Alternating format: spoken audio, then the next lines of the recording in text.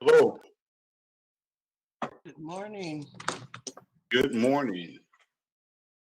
Hey, Gerald, how you doing, man?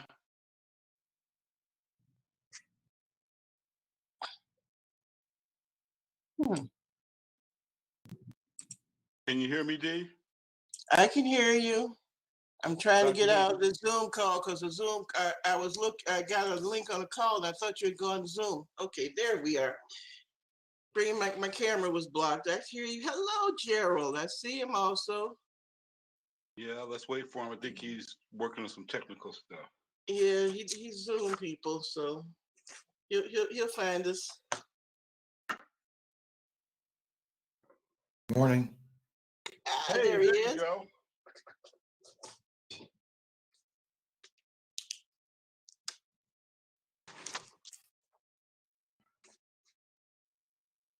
Oh, OBS. Okay. Like, who is O?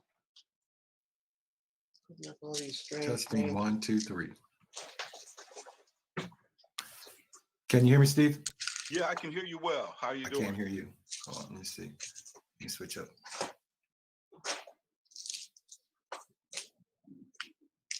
Testing 1, 2, 3. Testing 1, 2, 3.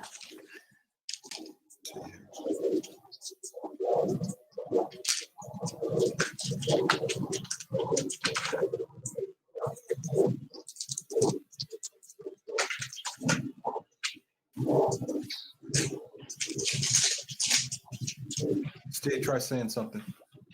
1, 2, 3. Can you hear me? I can't hear you. Still can't hear me? I can hear you. I can't hear you.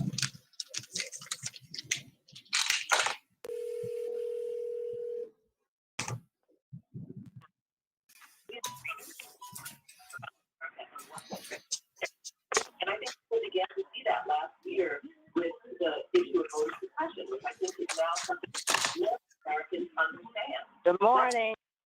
Good morning. How are Good you? morning. I'm fine. This is Norma Avery out of Topeka.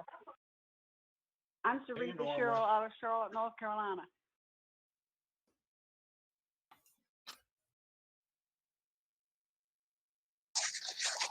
Good morning, ladies. Hi, Dee. Hey, Hey, I Hey, can hear Dave. you now. good to hear you all. We got Good a morning, couple Miss D. minutes. Good morning. Good morning. I'm so sorry that I had to leave early the other night. I had fallen. Oh, So, one of those cases when you fall and you can't get up. yeah. Yeah, one of those. I'm okay, though. That's good to hear. Yeah. I think psychologically, I'm just tired of being cooped up. Every time I think I've got nerve enough to go outside, there comes another variant. Yeah, they're expanding quicker than Yeah. we can catch up with them. But hey, we always get through, don't we? Yeah, we do. We do. I'm so glad that I learned to pray a long time ago. I'd be crazy if I didn't. No, that's right. Ladies, I'd like you to meet Gerald Higginbotham, Dr. Higginbotham. He's gonna be our speaker this morning. Welcome. Hey. Hello. Good morning. Good morning. Good morning. Is that Sam I heard? No, as a matter of fact, it's not. Good morning, Carl. Hi, Dee. How are you? Fantabulous. Good. It's a bright sunny morning here in the desert. Yeah, I'm still volunteering to pull the trigger on Trump's firing squad. Did they fill the position to load the bullets yet? Not yet. Excuse me, you guys. Carl, Yeah. I'll bring them to you. I'll bring the bullets to you. that's all right. That's good, you guys. All right, Carl. Enough of that, Yep. man. Good brother. Yep. All right, good. Okay. I know you don't want any controversy in case somebody might be listening. I know. I got that. Listen, it's all about unity, and that's our speech. That's our all things Juneteenth today. Okay, we have to watch that. We got to be bigger and better than the rest of America if we're going to unify America.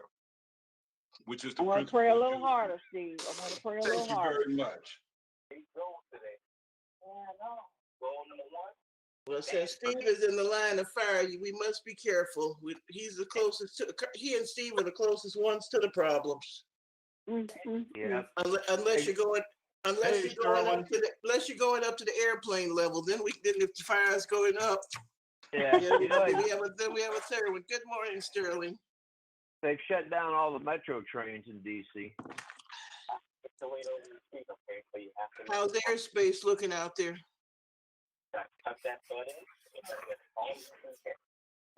Lee Jordan, Minnesota.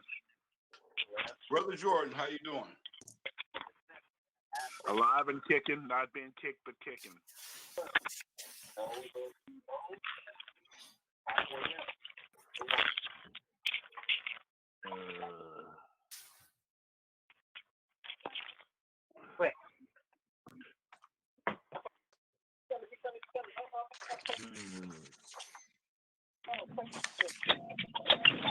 Let's see what we got.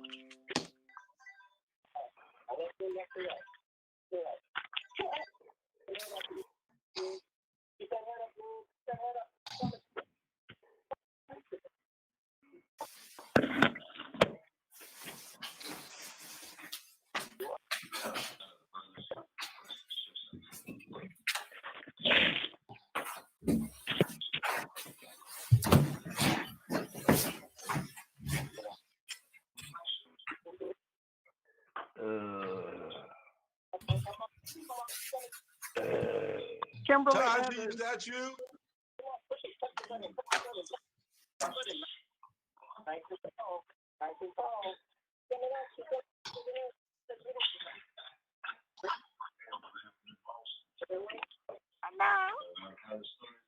Taji? We got Taji this morning? Wow, good morning.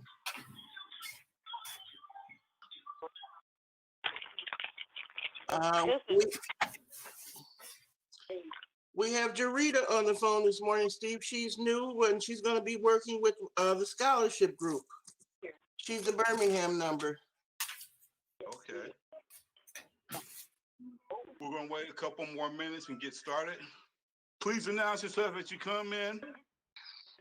Kimberly Evans, Georgia, Douglasville. Morning, Kim.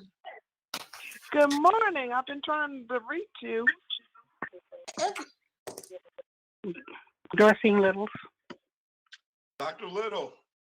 Yeah. Kim, have you been sending emails or, because I did respond to your last email. Did you get it? I'm not sure, Dee. Could you send me another one? Because I'm not getting any emails from the group. Okay, let me give you my phone number. Let's call and you can call and we'll talk after the meeting. You got Okay, a pen? I'm ready. 702 878 5277. 5277. Got it. Okay. Thanks, Dee. I'll call you after it's over. Okay, sounds good. Hey everyone, it's Nita from Los Angeles, Inglewood. Hey, Nita. Inglewood. All right now. In the house, State Hey, Farm, that's my neck of the woods. Oh, that it's all good. Hey. Hi everyone, this is Charlotte from Mississippi. Hey, Charlotte. Hey, Charlotte. How you doing? This is Captain Dr. G.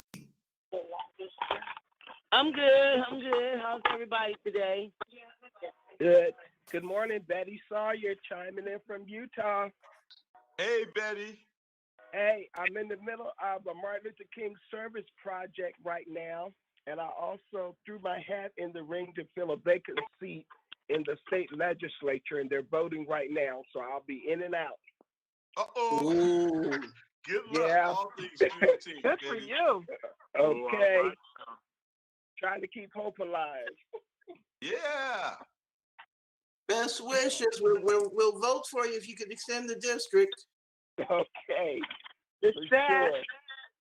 Don't Thank forget you. to tell us she represents the National Juneteenth Party. Oh yeah, all you the got time. you got to tell Betty Sawyer that. Yeah, that's on the webpage. That's in the bio. You don't got to tell Betty Sawyer that. And the holiday. So we're working on that. I'll try to mute myself. If I don't mute myself, somebody mute for me. But I'll stay on as much as I can. Thank you very much, Betty. Okay.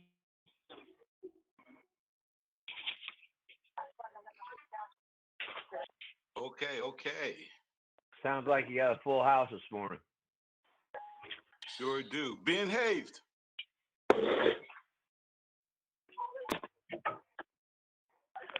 Ben Hayes speaking from Connecticut. Hey, Brother Hayes, so good to hear your voice. Nice to hear yours, Steve. Keep up the good work. I appreciate it, man.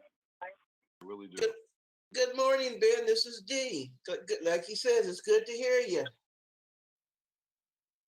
Nice to hear your voice too, and I wish everybody there who's listening Happy New Year. Same to you. Happy and safe. That's right. All right, one more minute. We're going to get started.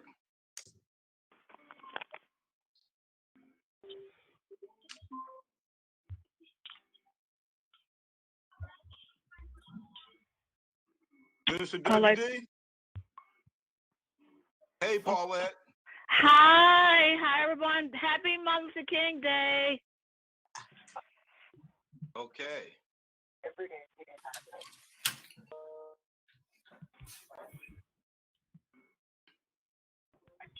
Is that Minister W.D. Patterson?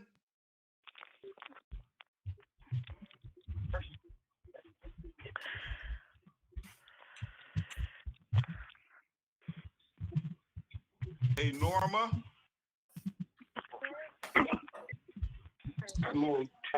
Yes. Hey, Norma, would you give us an opening prayer, please? Yes. Heavenly Father, thank you for allowing us to come together this way, allowing each and every one of us to try and work towards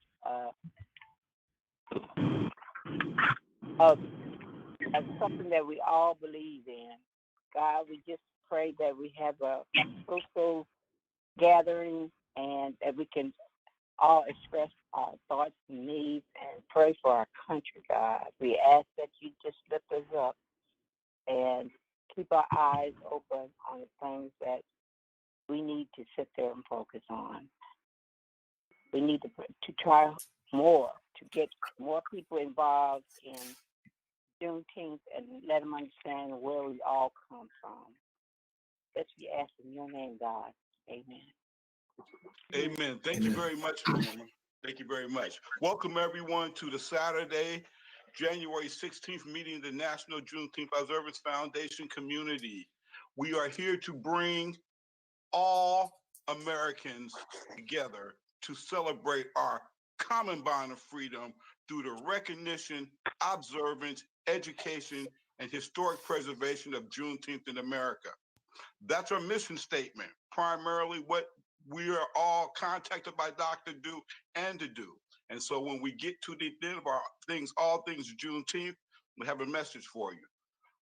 Our announcement today, Senate Bill 04019 and House Bill 7232 are still alive in the 117th Congress. James Comer, Republican from Kentucky, is head of the commission that is looking at approving it in the House. Oh, I will be reaching out to people in the Kentucky, and we'll be making some inquiries into Mr. Comer's office to urge him on forward, okay, and to make sure he's updated. So that's the announcement. I'm gonna be pushing through real quick. Second announcement is the podcast, All Things Juneteenth. Sade, you got any update, or do you want me to go ahead?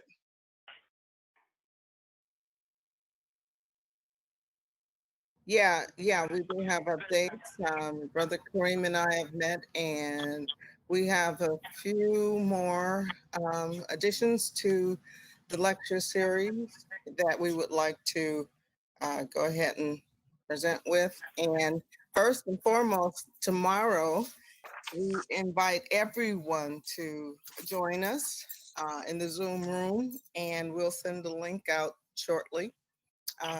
Brother Funches is our lead on the Zoom room connection. And Coffee Wright will be speaking on Juneteenth National Anthem, Poetic Recital. And if she's online, she could probably tell us about in 30 seconds or less, what that is to invite others to join us. Coffee, are you on? Okay, if she's not, please join us tomorrow at 4 o'clock Central Standard Time. And then 2 weeks after that, we're going to have a new addition to the lecture series lineup, and that is the history of African American / Black History Month, presented by some guy by the name of Steve Williams. I'm not sure who that is. Steve Williams will present on that. And then what we've decided is, since it is Black History Month, that's what we're about, especially as historians and those who are trying to be the subject experts in that regard. So every week we would like to present a topical issue on history, our African American history. So Dr. G, we really want to call on you to fill in. There's 2 weeks. Brother Kareem is working on finding a presenter, but following Steve on the 31st, which will launch the African History Month series, then Carl Adams will speak on Nance and the trials of the first slave or enslaved person freed by Abraham Lincoln. So Dr. G, you could think of something to speak on in that regard the following week, which would be February 21st. So we need to fill in February 21st or February 28th and 14th, rather. And Dr. Taylor, Steve, I haven't gotten confirmation on that, but Dr. Taylor is supposed to speak on, he's the author of Juneteenth, A Celebration of Freedom. So if we can get confirmation on him, that would be great. So the update is that every week in February, we would like to have it, if that's okay with Sterling. We can't hear you, Sterling.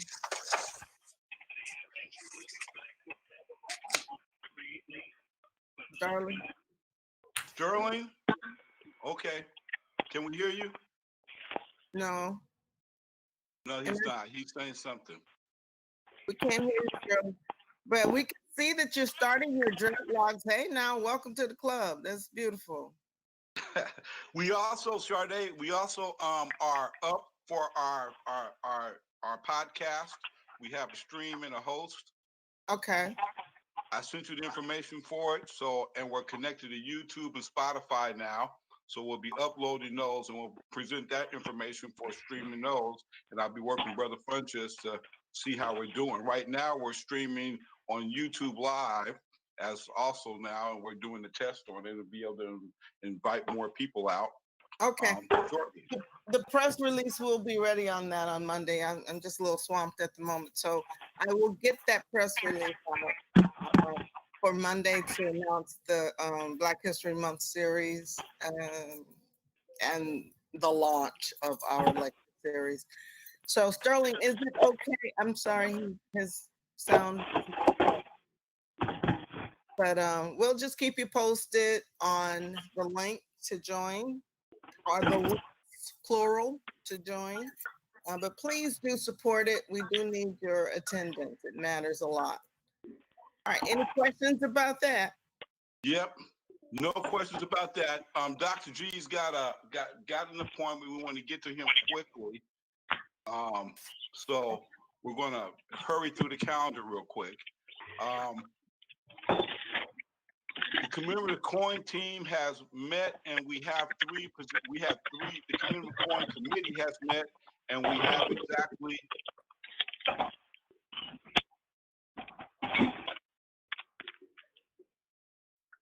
And we have exactly 3 teams on the committee that are working with each other. We're going to need some volunteers. The largest one of them is the action team, which is led by Brother Mofalik. Which is Brother Mofalik is running that team, and that's a very important team to be on.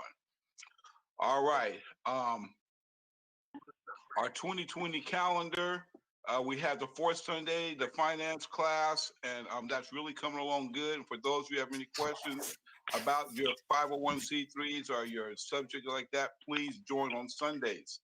As Dr. Turnipseed just said, on Sunday, January 31st, Black History Month, from Frederick Douglass to Dr. Pritchard.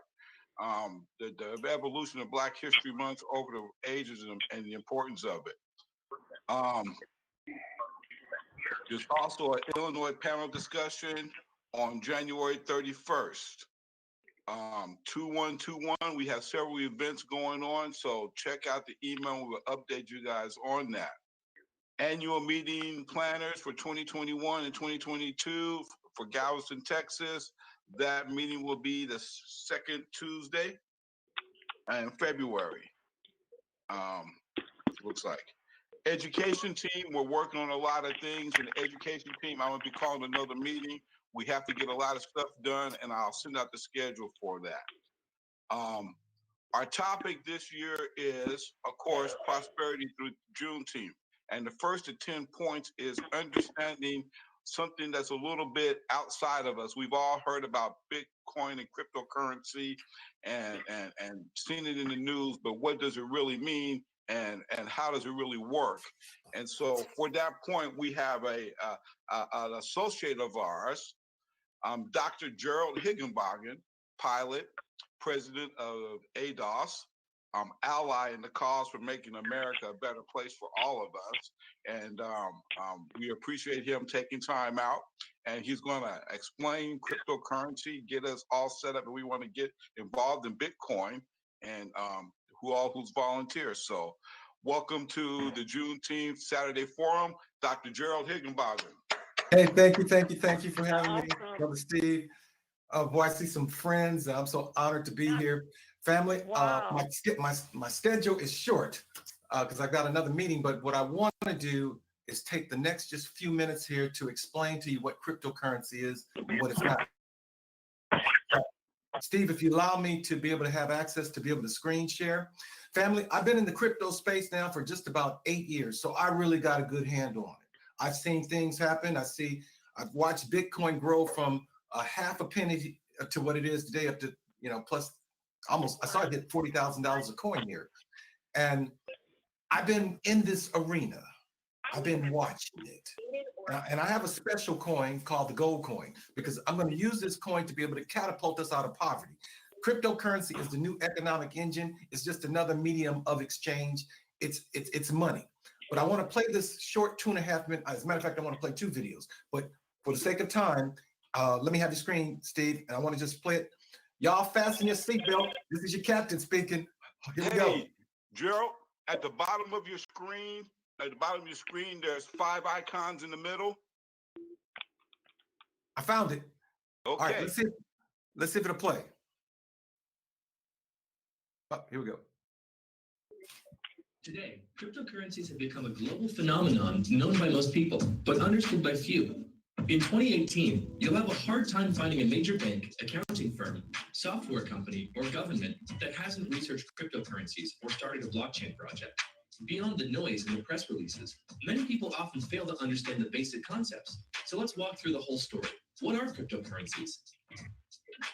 Satoshi invented Bitcoin in 2008 as a peer-to-peer electronic cash system. To realize digital cash, you need a payment network with accounts, balances, and transactions. That's easy to understand. One major problem every payment network has to solve is to prevent double spending. That is, to prevent one entity from spending the same amount twice. Usually, this is done by a central server who keeps records of all the balances. In a decentralized network, you don't have this server, so you need every single entity of the network to do this job.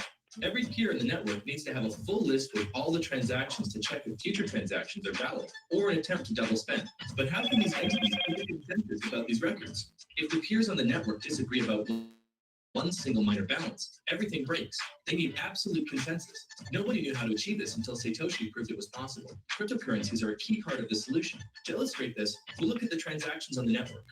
A transaction is a file that says, Bob gives X Bitcoin to Alice and is signed digitally by Bob. Once signed, the transaction is broadcasted to the network, sent from one peer to every other peer. This is standard P2P technology. Nothing special happening here. After a specific amount of time, the transaction gets confirmed. Only miners can confirm transactions. This is their job in a cryptocurrency network. They take transactions, stamp them as legitimate, and spread them in the network. After a transaction is confirmed by a miner, every node has to add it to its database. It has to become part of the blockchain. For this job, the miners are rewarded with cryptocurrency, for example, Bitcoins. Anybody can be a miner. They just need to use some of their computer's power to qualify for the task. Every miner competes to solve a cryptographic puzzle. After finding a solution, a miner can confirm the transaction and add it to the blockchain. As an incentive to do this, they then receive a payment from the network in the form of a cryptocurrency. In this way, a network of independent actors are economically incentivized to maintain the legitimacy of the transaction history. So that's the gist of it.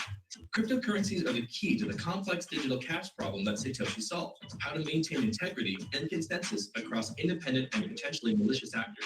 Cryptocurrencies are essentially the monetary incentive offered to anyone willing to keep the network secure. So basically, family, cryptocurrency, let me see this, do you see me now? Cryptocurrency is nothing but a new medium of exchange. You know, we have shifted from an old industrial-based society, how they did things, now to a new knowledge-based economy. And so the new economic engine is just cryptocurrency. All it is another form of a medium of exchange. It's for the new digital age that we're in. It never leaves the computer. And that's the good thing. Now, I have a cryptocurrency that I have been promoting for the last 8 years quietly, because see, I know our group would not understand this concept so quite quickly. So I set up a system where people can be able to, a website where they can be able to buy the gold coins. I'm on a mission to close the income gap between the rich and the poor. We're gonna move our people out of poverty right now. It's our turn and it's our time. So I want to play the gold coin cryptocurrency so you can be able to see the difference between Bitcoin and gold coin. Gold coin is Bitcoin's granddaughter. Bitcoin is like the Model T Ford. How many know what the Model T Ford was? Gold coin is the Tesla. It's the Maserati. It's the Bentley. It's the Lamborghini. It's the Boeing 737 jet, like I fly. It is faster than Bitcoin. 5 times, 21 times it can do the processing. It's been it's an economic engine quietly been sitting. And I want all y'all to become gold coiners. So I'm gonna show you how you do it. So let me play this piece for you right quick. I'm so excited because it is our turn and it's our time. And I've been out here in this arena here, quietly waiting on you guys to want to learn this piece here. So I've got it set up for us. And I've got a team of people from around the globe to really help to make this thing fly. Hey, fasten your seatbelt. Here we go.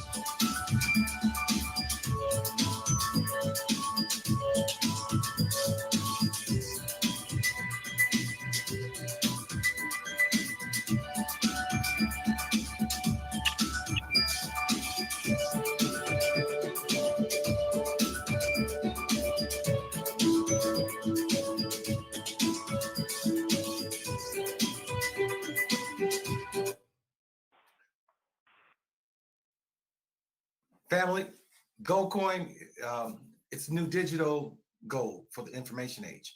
And once people grasp the GoldCoin is pure digital cash, irreversible, safe and secure and free from any central authority, they will gravitate towards it, preferring it over the obsolete dollar. The dollar's in trouble. And so I'm trying to tell my brothers and sisters, we got to learn the skill of how to take a dollar and transform it into digital gold, because this is where everything is going in the new system. So what I've done, I've set up a system, I've set up a website where you guys can be able to come out here and be able to purchase the GoldCoin. Hold on just a second here. I'm gonna give you a couple of websites that you guys can go out and play around. One of the sites is called goldcoinweb.com. goldcoinweb.com. And the other site here I got up here is called Try Gold.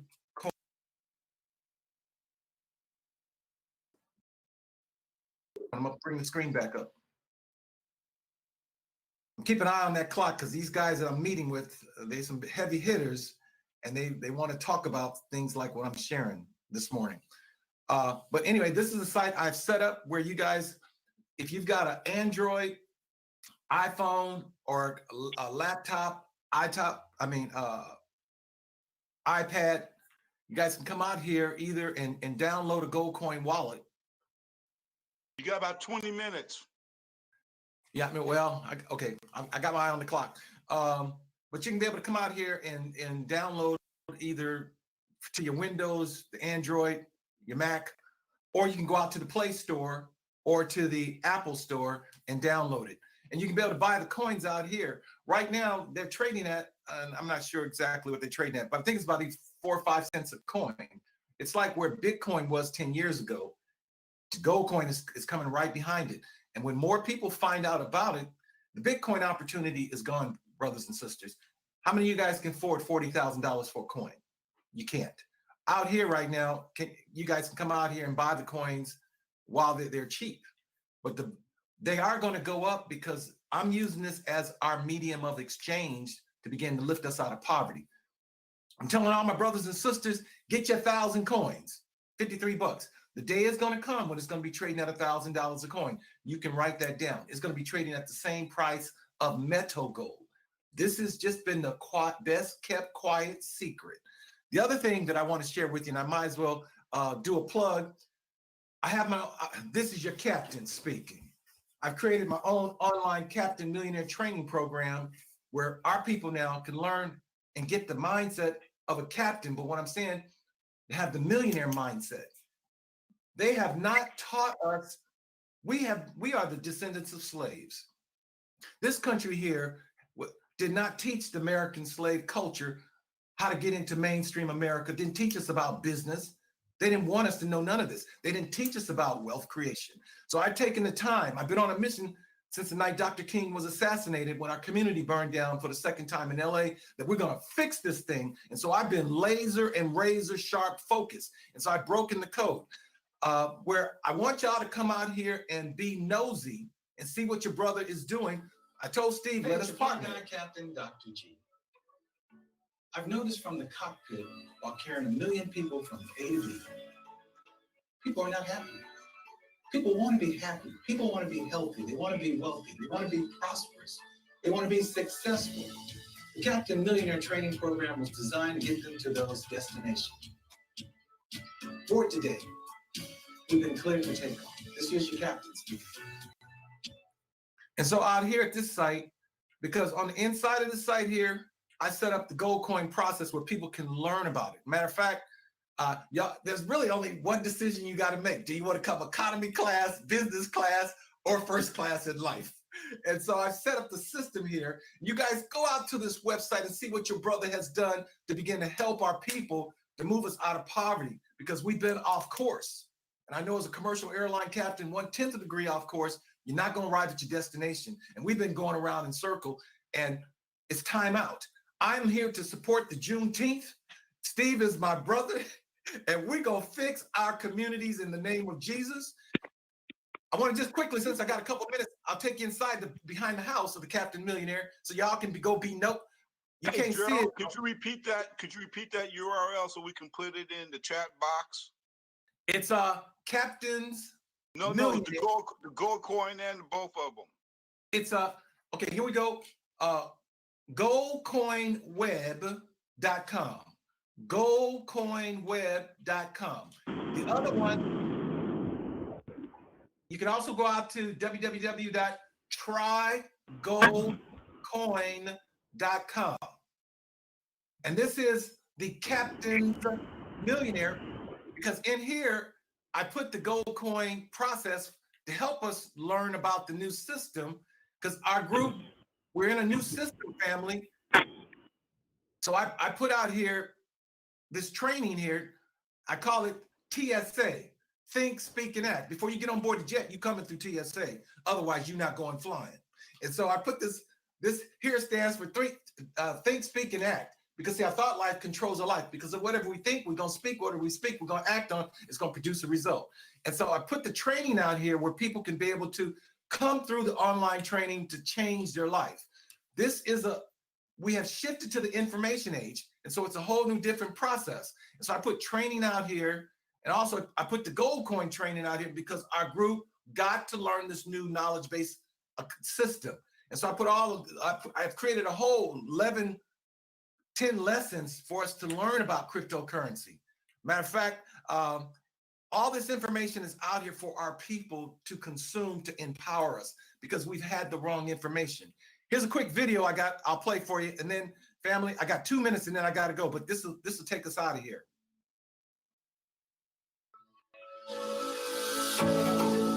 It's your fly guy, Captain Dr. G. And I'm back to talk about cryptocurrency. There's a lot of misinformation out there regarding cryptocurrency. Cryptocurrency is nothing but another form of a medium of exchange. There's no middleman when you use cryptocurrency. It's based upon a mathematical calculation. It's based on time. It's based on the blockchain technology. It's a new form of currency that is evolving. We've shifted from an industrial-based society to the information age. So it's a different paradigm that we're in. And anytime you shift in system, so does the economic system change. And cryptocurrency is the new form of currency. Your captain here has a favorite currency, and it's called the gold coin.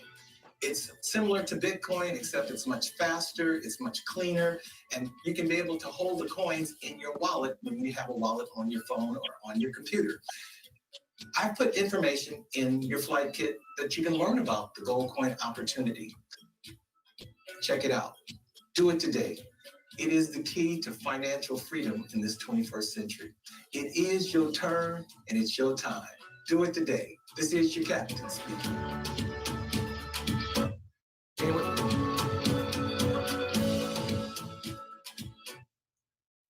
Anyway, family, I hope that you guys, I can take a question or two. I got 2 minutes. I'll take a question if you guys have a question about the gold, cryptocurrency. It's just a new economic movement. Yes. Dr. G, this is Charlotte. Can you hear me? Yes, I can. How you doing, my sister? Hi, I love you. I just want to say right quick, because I know you got to go. Guys, I just want to give Dr. G some accolades. And I want to let you know that he is totally credible. And you know what? He came through my first Juneteenth. He helped Dr. Myers and myself coordinate my first Juneteenth here in Itta, Mississippi. He flew a whole caravan out here, and they drove someone came from Kentucky. What's his name? Dr. Norris Shelton. So I just want to say that not only do he has education on Bitcoin, he also has a very, very educational project on an explanation on descendants of American slaves. And I really would like to suggest, Dr. G, that you on the podcast, give us everything as we all say, all things Juneteenth. You have some valuable information educating us on becoming as how we are descendants of American slaves. I can't really go through it like you can, but I just want to say that I hope that you not only bring Bitcoin to us, but bring your information and your education, because everything is included in Juneteenth. And I love you, Dr. G. And my question was, Dr. G donated to me and my organization 200 Bitcoins 5 years ago. I don't know if it's procured or what's it all about, but one day when you get a chance, we could talk about it offline, because I know you don't have any more time. But I still have those Bitcoins, guys. Really, Dr. G is onto something, and I just want to give my input. Love you, Dr. G. I love you too, Charlotte. And I gave you the gold coins. I gave you 1,000 gold coins. Yes, sir. You sure did. I still got them. I don't know anything about them. Hey, they're gonna be trading one day at $1,000 a coin. That's gonna be $1 million for you, my sister. I forgot I'm a rich girl thanks to you. Hey, and listen, family. I just want to say thank you. Hold on, G. You got a question? Are they physical coins or is it all digitized that we're talking about? Is this all digitized? It's digital. I have a wallet. You get a digital wallet. So, and I also want to say that Las Vegas has been exchanging Bitcoins for a long time. I don't want to take up your time, but I just need you guys to know, because I want to add this. When I was working in Las Vegas, several hotels, including myself, including my hotel that I work for, people were coming in from other countries like China and different countries, and they use their Bitcoins to pay for their reservations, their rooms. I mean, they even have Bitcoin ATM machines in Las Vegas, guys. They really do. I've taken many pictures next to them because I was so shocked. But not many Americans, well, the rich Americans use them. But people from other countries, they came in and they used their Bitcoins to pay their way while they were in Las Vegas. So it's really coming. The other parts of the world is using Bitcoins. We need to jump on the bandwagon. Well, that was my question, is whether or not they are in credit card form, or you can use them as currency, or how do you manipulate them? Yes, you can use. Okay. Yes, you get a debit card. They have Bitcoin machines in Las Vegas. I've personally witnessed brothers come in from India and Japan and China, and they come into our hotel and different ones, and they put their cards in the Bitcoin ATM machines. Yes, they do. It's live and in action in Las Vegas. So one other quick tidbit from East St. Louis. Dr. G is also a warrior. Last time we were together, I believe we were fending off reporters from our mayor, Parks, down here. So I just wanted to say, God bless you for all you do. You are real, and keep those boots on the ground, sir. And I'd like to see you, Dr. G, with Juneteenth. Come in here sometimes on Saturday. Join our family and bring your education. Charlotte, let somebody else get in, okay? We love you, baby. Before I go, I want to show you about gold coin, and then I got to go, family. In the last 24 hours, all these countries here, Indonesia is jumping on the gold coin. These are all the countries and I've been trying to hold it for us. But I'm not going to be able to hold it too much longer because other countries are finding out about it. You follow what I'm saying, family? Sometimes we got to move on things, but Indonesia is jumping all over the gold coin right now. I want us to jump over it because this belongs to us. But other countries are catching on to it. I believe this is the last shot that we're going to have as a people to catapult us here to the wealthy place. And hey, family, on that note, I do got to go. Steve, can I come back some other time to be able to talk to the team? Yeah, we'll come you back. We got a 10-part series. Our theme this year is prosperity through Juneteenth. And let's do it. We're doing that. Hey, we need to bring Dr. G back here because this is just a sampling what he's talking about here. I allied with it myself because this is the way for us. It's our last chance. Okay. Well, great, because I have a lot of more questions. So please come back soon. Family, I do have to go. Thank you for coming. Have a safe flight, Captain. Have a safe flight, Captain. I know you're about to go fly somebody across the world. All right, peace and blessings. Okay. Peace. Stay safe. Good. Hello, everyone. Thank you very much.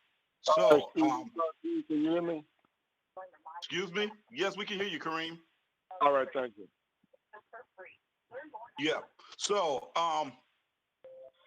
we will bring Gerald back and let him explain a little bit more. He had a sudden meeting he had to go to. Our schedules got a little bit crossed, but we wanted to keep true with what we were saying and keep on schedule the best of our ability. So the gold coin is a trading standard. It has a lot of things. I've done a lot of research on it first myself and Bitcoin, and have some Bitcoin. It is a medium that we really need to be able to work together with. And through our 10 points of prosperity, we've got 4 of them on finance, 3 are on, excuse me? Three are on mental and 3 on health. So, stay tuned. Is this a company? Is this a company that he owns? He created? No, it's not a company. Bitcoin's not a company. Gold coin's not a company. It's a currency. So the gold coin, he was saying how he was holding it back for us. I'm just trying to figure out what controls do he have? Yeah, holding it back means not advertising it, not advertising the gold coin to everybody that's been working on, but other people are picking up on the technology because you can only, it's public information if you know where to look. It's like looking at somebody's 501c3. If you know where to look, you can find out about it.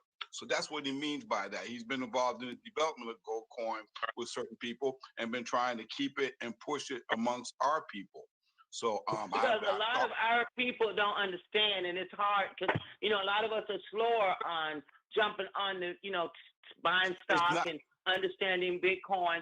So it's a little more intense to try to educate us. And now we're waking up to wanting to understand more about the financial revolution and how to help ourselves. Like I said, Bitcoin has been going on a long time. In Las Vegas, they actually have ATM coins, and people from other countries have been using Bitcoin for years to purchase everything they do in Las Vegas. They pay for it with their Bitcoin, and they've been doing it for years. So we will be understanding more about the market and the currency, and the reason why Bitcoin, cryptocurrency, was just a problem, especially for the stock exchange and the New York Stock Exchange, is because their hands are out of it. It's decentralized. So it's direct communications, decentralized in a peer network where everybody checks everybody else through transparency, and you can't help but be transparent. So, well, is there a way for Charlotte to go online and check how much her thousand? Yes, she can. All that is there, Charlotte. Yes, it is. Yes, ma'am. Yes, ma'am. There is a way. I will get with you. You better check, because I might need to borrow some. Dr. Turnipseed, I have had those Bitcoins over 5 years, since my first Juneteenth, because that's when he gave them to me. When they came down here for Juneteenth, he gave them to me. And I've had them ever since, and I have a gold coin pocket and everything. Girl, a wallet. I call it a wallet. Charlotte, I need a new roof, honey. You got it. Girl, look, me too. I'm stupid myself because I forgot all about it. I'm going to call Dr. G. We're going to talk more about it. Okay. Okay, so let's circle back, and we will definitely look at the websites. We'll give him some more information. And I want to circle back because I knew he had to go right away, had to get through there. I want to circle back through the calendar and any of the announcements anybody might have, because we didn't get a chance to make that. The African American Jazz Museum in Tulsa has had, Oklahoma City has had a lot of really, really good input. And I'm trying to see if Rosetta is on, if she has anything else she wants to add about it. Rosetta? Yes, I'm here. Can you hear me? Yes. Yes, we've been meeting every week, and we're going to meet continuously like that until we get some things solved.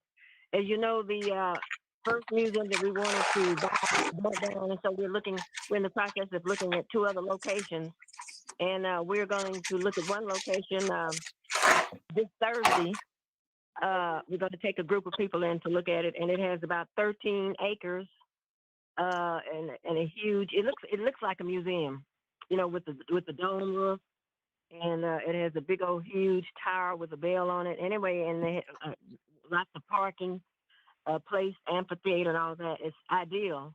And I was telling Ed McDaniel secretly that looks like our building, but we'll see because it's going to cost $4 million.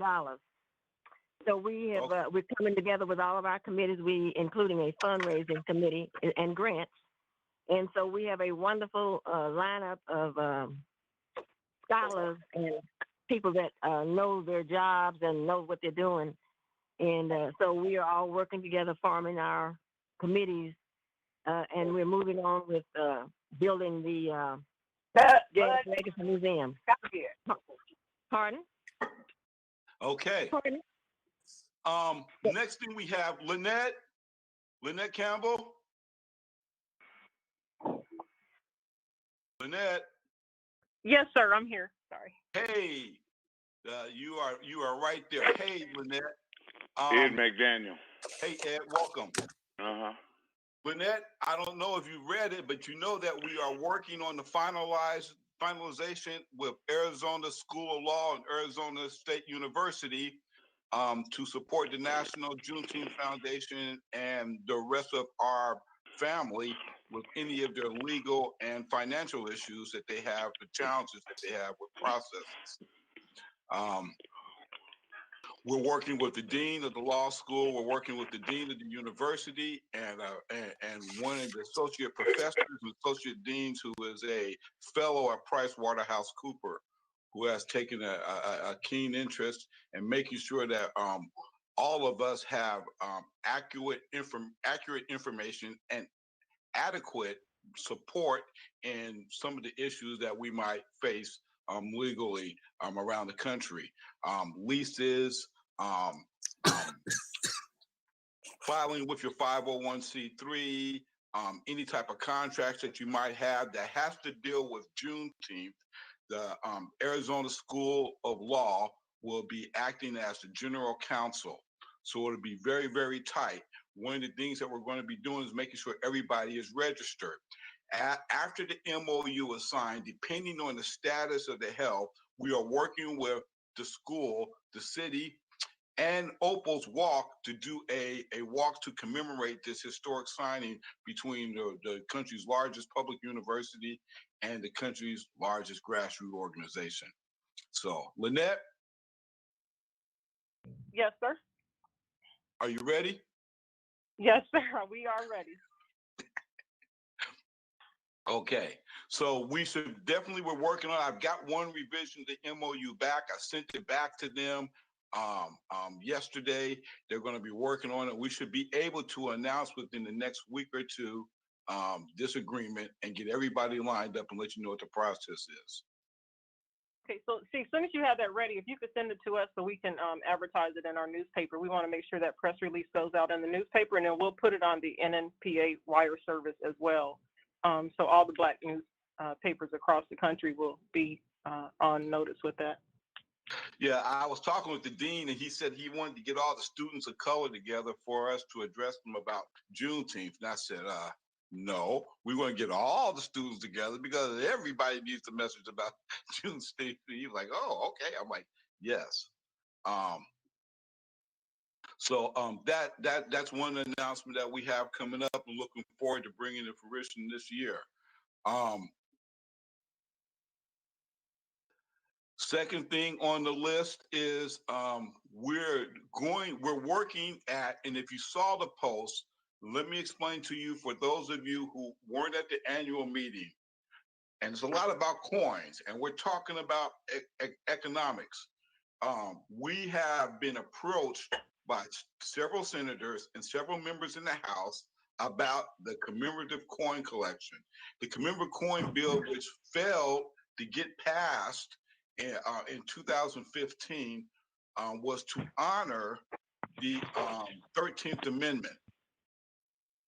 And they had actually given it to the Smithsonian American Museum of African American History for them to try to get it through, but they did not have the support or network big enough. After our legislative team worked with them with writing Juneteenth legislation, after our education team did a lot to inform many of the people in the House of Representatives and the Senate about their particular state's involvement in Juneteenth and our interaction as a body with them in a different way, exposing them to more people. They looked and said, this is a really great organization and you guys look like you could do this. So they brought us the 13th Amendment legislation. And I immediately told them, I said, listen, the 13th Amendment celebrates what you guys did. Juneteenth celebrates what we did, much like February 1st. I see you shake your head, Mike. You know, we are ourselves agents on that. And so therefore, that coin needs to have the 13th Amendment on one side, Juneteenth on the back side. And as we were working and talking and trying to find a inspirative mold to go through, and this being the year of prosperity in Juneteenth, and also the 100th year since they burned down Greenwood in Oklahoma, we're tying all three of those aspects in together into our campaign. We got Connie Johnson, who I just think is absolutely great as a legislative writer. When I first read the Oklahoma Juneteenth legislation, I was like completely amazed.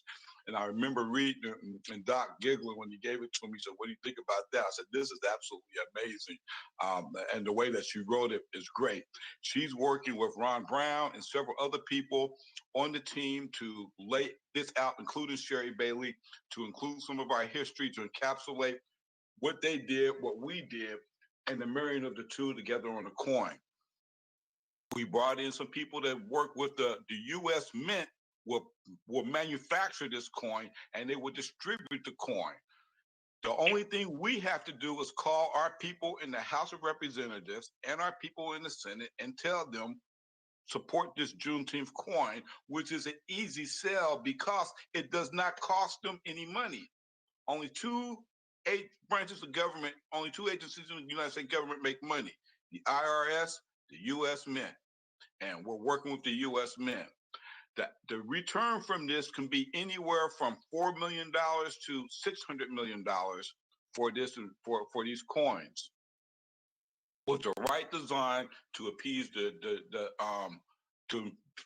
coin collectors around the world. So to that end, we brought in the designer of the Juneteenth coin, who worked with Mr. Isaaca, who was a guy who I had heard of in the government, and he designed and worked with the U.S. Mint, and he is on the team to help us make sure that in the design process and from his experience that the coin will be successful. A successful coin means an enormous amount of revenue, which means that the NJOF will be in a position to be a fiduciary agent to help anyone out without having to go and apply for grants and funds. This is part of the portion of self-sufficiency, which Doc Myers really appreciated. And then to be able to take and use through our holiday the Juneteenth flag as a way for us to get our financial means going. So it's all about our actions and executing our plans, and us as the Juneteenth Nation can't execute that and elevate Juneteenth. Listen, people, let's be for real. Let's be for real. America's a wreck right now because it doesn't have Juneteenth. It's on us.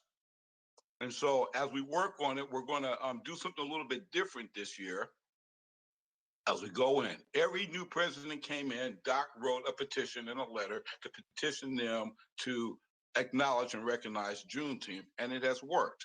As you saw in the history of Juneteenth, it is completely even, bipartisan down the board. It started out with Trent Lott, Senate Republican from Mississippi. Trent Lott offered up it on the floor in 1997, and it passed the Senate, but failed in the House. It went on, and Trent Lott supported that and worked with that in Congress and the Senate. Barack Obama was the next person to pick it up and offer it on the floor. So it was Trent Lott, Barack Obama, Democrat, Republican, Roger Wicker, John Cornyn, Democrat, Republican, Democrat, Republican. All of them have been a whole collage of that. Every single president every year has issued a Juneteenth proclamation. Only, let's see, Barack Obama missed 13, I think, but we're going to put that out, right? Since they've been there. This is the unifier. This is the game changer, and we have to frame it that way. And when we frame it that way, we're going to be right in the 117th Congress. And we want you to be able to get a hold of your congressman. We do good with the Senate. I keep saying that, but your congressman. So to that end, we in this letter and on the directors and planners page, there's a link there for you to just punch in your address where you live at, press enter, and it will tell you who your senator is and who your member in the House of Representatives is and how to get a hold of them.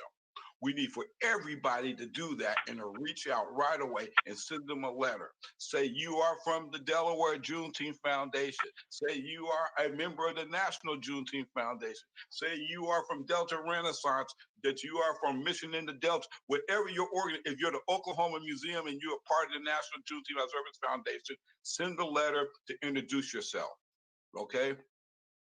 And we have a standard letter, which is in the guide, which has been modified, and you'll get it. But this is the first initial thing that we have to do in order to get the committee to move, the action committee to move.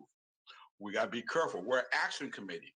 We're not really lobbying because we're not going to take anybody out and buy them anything, but we will ask them to pay attention to it. So please, it's a very key thing. Open up the dialogue with your members of the House of Representatives and your senator. We said always call. We want you to call and know who to call and ask for, but we want you to be able to send the email.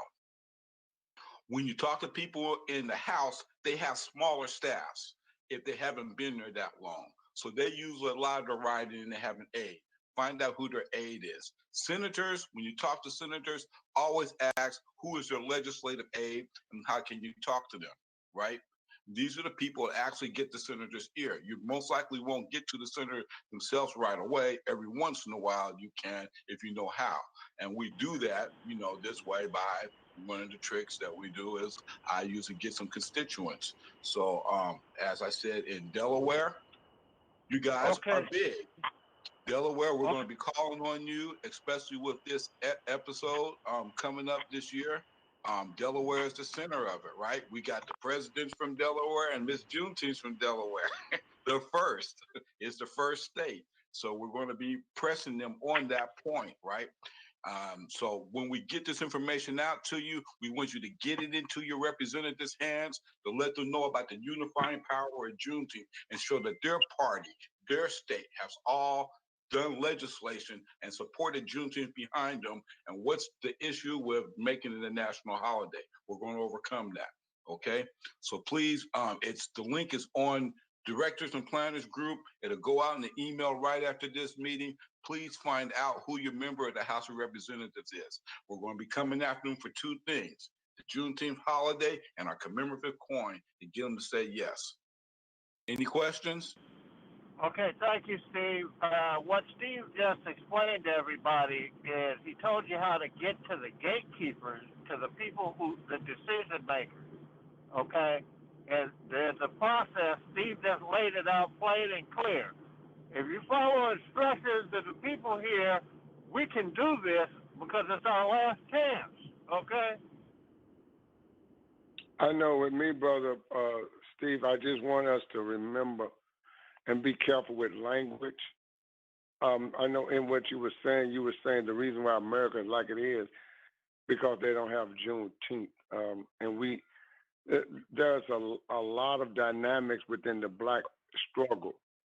And to identify one specific organizational struggle as being the all in all toward our solution, the language, I think, have to be, because one of the things that the LOC we have found moving forward on the collective force operational unity is that you're dealing with Black organizations and we all have mission statements. And with that, the biggest problem with collaborating is that we are afraid of losing our autonomy, our identity.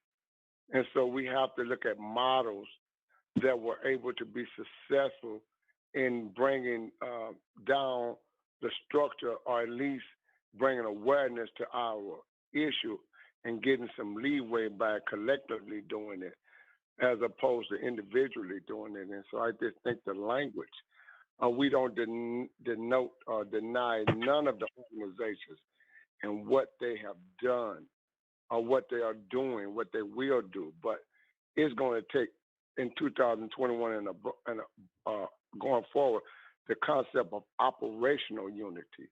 All of us has an important, America is like it is because it denied Black America and what we had to offer to them. And they put God out of the picture. And when we come back into the picture, into the knowledge of ourselves, God come back and the uplifting of America come back too. So I know what you mean, I think, when you say Juneteenth, but I just say the language. We have people that's on here that takes the position that what they have been doing all this time, whether it's in healthcare, education, or what, is a major factor as the reason why or how this thing can be turned around as well. So that's why how we can lose some of these major organizations when NJOF say, well, the reason why y'all ain't getting where y'all going because NJOF is not on top, or reason why I never y'all said that, Brother Kareem. That's why I was trying to point out to you. I said Juneteenth. I didn't say the NJOF because there's a lot of Juneteenth foundations. The concept of Juneteenth is more universal than just the NJOF. The concept of Juneteenth is, the concept of Juneteenth, and when we say all things Juneteenth, we don't say all things NJOF. We say all things Juneteenth, brother, because the LLC, if you weren't free, if Juneteenth didn't take place, you couldn't form it. You couldn't run for elections if Juneteenth didn't take place. All things Juneteenth means that everything that we do is about that. We're not saying follow the NJOF because we are the solution, but Juneteenth was here before us. We have a mission: awareness, education, socialization. And everybody knows that we have to make people aware of Juneteenth. Before anything happens, they have to be aware. And so we support them. Dr. Higginbotham and I, we sat down before several times and talked. We don't see eye to eye on everything, but we cooperate. We cooperate to the better goal. We cooperate, and we use that to get to where we want to go. We have our differences about different things and philosophies going forward, but that's not going to prevent us from cooperating with each other. We don't have to be kumbaya and everybody hugging and perfect unity.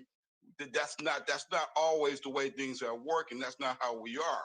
But if we respect each other and we cooperate with each other, we can get a lot further than we have been before. So I appreciate what you're saying, and I would never tell nobody that NJOF is the only way, but I will say all things Juneteenth.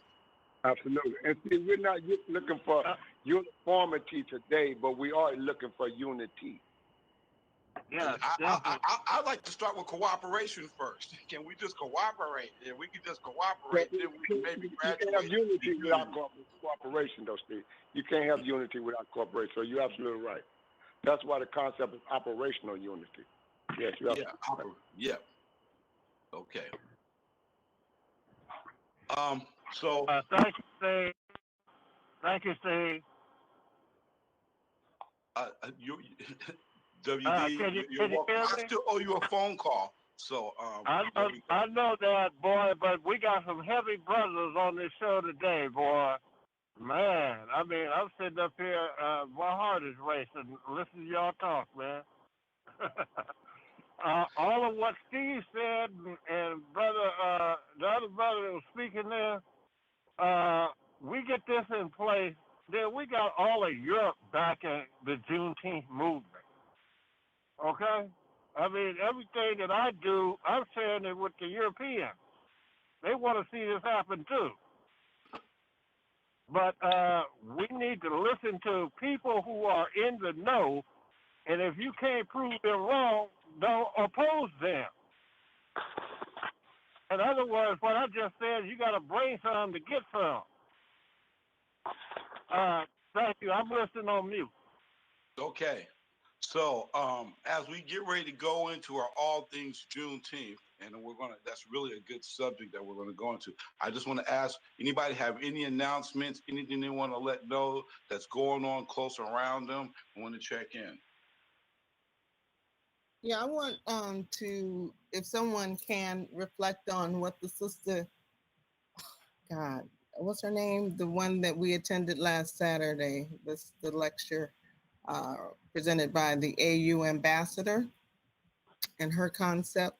Because again, my focus is on Africa, not on Europe, but it is on how do we pull us as a people and a continent that has supplied the riches and the wealth of all nations coming out of Africa. How do we pull back together in that respect? And that was the heavy message that Sister, I can't remember her name, but y'all know who I'm talking about, right? The ambassador. The API, yeah, the ambassador's message last week. You want to expound on that, Dixie, D, or C? You know, I attended the meeting, and you had a couple of good chats with some people there. I have done a lot of extensive research into the IT infrastructure in both Nigeria and Ghana. I spent some time, a few months, a couple of years ago, working with Jonathan Goodluck, who was the president of Nigeria, and through my family that wanted to buy that. I actually still own all the licenses for Motorola for Nigeria. I bought them back then. I got the license agreement for Motorola for push to talk, but Goodluck lost the election and it just went down the drain. So that was opportunity gone. But we might go back and see what we can do there. The problem. You know, Africa is rich. Africa is divided by purpose, which is a glad thing, which she was able to acknowledge. You know, the unity and the cooperation between nations isn't what it needs to be. Tribalism is strongly still in effect, and encouraged by the European influence there. And used to not only the European influence, but now the Asian influence. My problem that I have with Ghana is that Huawei is there, and Huawei has gone through the whole Ghanaian government and just made it impossible for us to really get in there to do anything like we want to do. You know, so we got to start looking at other countries that, you know, that haven't been, as I would say, infected in Africa, and start there. Huawei went in there with a vengeance after they lost the American market. They lost the American market here because they were caught stealing and in San Diego, breaking and trying to break into the headquarters. Who said they were caught stealing? Technology. Yeah, you know, and so they got banned out of America and then banned out of Europe, and now they are fishing in Africa. It makes it really, really difficult to get things done because they go in there with money and they exploit things. So I mean, that's the history of our country, of our continent. You know, ain't no one group of people we can.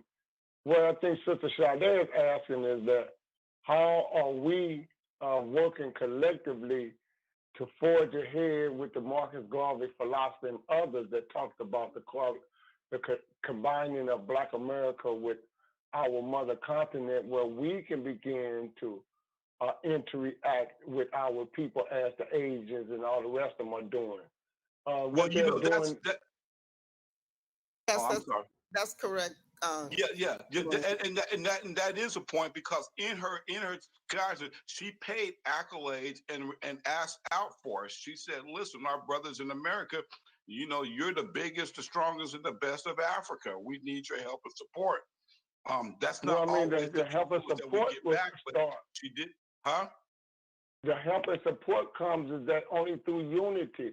See, when other people go into those countries, they go in there and establish embassies, which identify unification. And so we as Black America, when you go to Ghana and other places, you know, for example, the Nation of Islam, we have embassies in those places because we represent a Black nation. We've just been labeled as a religious institution, but we represent all things Juneteenth in the sense that when we talk nation, we talk about Black America. And so you have to go in there with that perspective of how do you buy bread for whole Black America.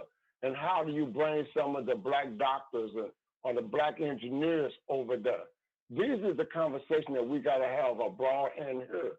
And so I think that what I'm hearing from Sister Ade is that how do we have that type of conversation among what we're talking about here when we bring in individuals like that? How do we take that international conversation and make it fit within our realm so we can start talking about when we're talking about gold and Bitcoins? You can't talk about that type of thing if you're not talking about black unity and how we're going to, who's going to speak. Yeah, and the other part is that we're really, really quick to point out the negativity of each other and how one did that to the other and how we're so unforgiving of black folks. When white folks can play you down to the ground and keep on rolling, but yet we still go back and patronize their businesses and wanting to assimilate and wanting to forgive and forget, but we don't have that same kind of sympathy for each other. And I think that was the overall message she was trying to tell us. Look, Africa ain't gonna save itself without the Africans in the diaspora. That we are and have always been the strongest link. And we need to proactively reconnect on purpose in spite of all that other stuff. But know that we bring the skills, we bring the intelligence, we bring the mastery of everything we do. There is not one industry, one profession, there's nothing that anyone can point to that when Black folk, African people have acquired the mastery and the resources that we need, the education, et cetera, where we're not at the top. We're the best at everything we do and touch. And if that means being a knucklehead, we'll show you how to do that too, better than anybody. But at the same point, what is that saying? It's saying that we really are that golden ticket. And we need to figure out how to reconnect to our base, which is Africa, and how to reconnect. Her example was coltan, for example, which is every single cell phone on the planet needs that mineral. And where is 90% of it? In the heart of Africa. Who controls it? White folk. Why? Because we ain't doing it. That's why. So they go in. Yeah, go ahead. I'm sorry, to add to that is the sense that there's a part of our lesson that teaches us about there was a scientist in Africa that discussed coming to get us over here, and a lot of them just said they too spoiled over there. And so one of the aspects that we have to do is that we have to get our crazy self together. Because when we go back to Africa, we're gonna drag that Christmas tree over there, that Easter bunny, and we're not gonna survive like that. Right. See, I think in America, we still arguing about whether or not we can still participate in white folk stuff, and that's what Sister Shada is saying, that we ain't proud enough to be Black yet. We still figure to be endorsed, we got to have white folks say we're doing the right thing. And so that is what Africa, a lack of marriage in with us is. They think that even though they got white folks in them, they still got their culture. And that's what keeps them strong. They still got their values. That's what we don't have. We got the education, we got the academia, but our culture is messed up. And so that is what we have to do in America, begin to understand the value of our own culture. The hell with some St. Patrick's Day. What about Juneteenth? And with that being said, that's one of the reasons why I really want to work with Ghana. Ghana has Juneteenth Family Week, and they've been celebrating it for a long time. You know, from June 13th to June 19th. There's a lot of stuff that happens there. And I'm telling you, it's because of Minister Akbar and them been over there, brother. I'm telling you part of the reason why, because there's been a Black consciousness over there to make sure that our minds and Africa, because we get over there, they'll try to act like they know the way as well. But if we got a Black culture foundation, when we go there, they'll respect it. But going there talking like white folks, that's a whole new different story. Yeah, you can't come in like the ugly American. And that's what we typically do. We come in there like we go tell you what to do. These folks have been running their country since the beginning of time. Okay. And so we come in with this attitude like, oh, well, we're with the Europeans and we're with the Americans and we know more than you because we're more sophisticated. You know, you're sophisticated because of actually because of African genius, but it has been relabeled as Western. Okay. So I'm just saying, you know, beware and aware of our true source of our power.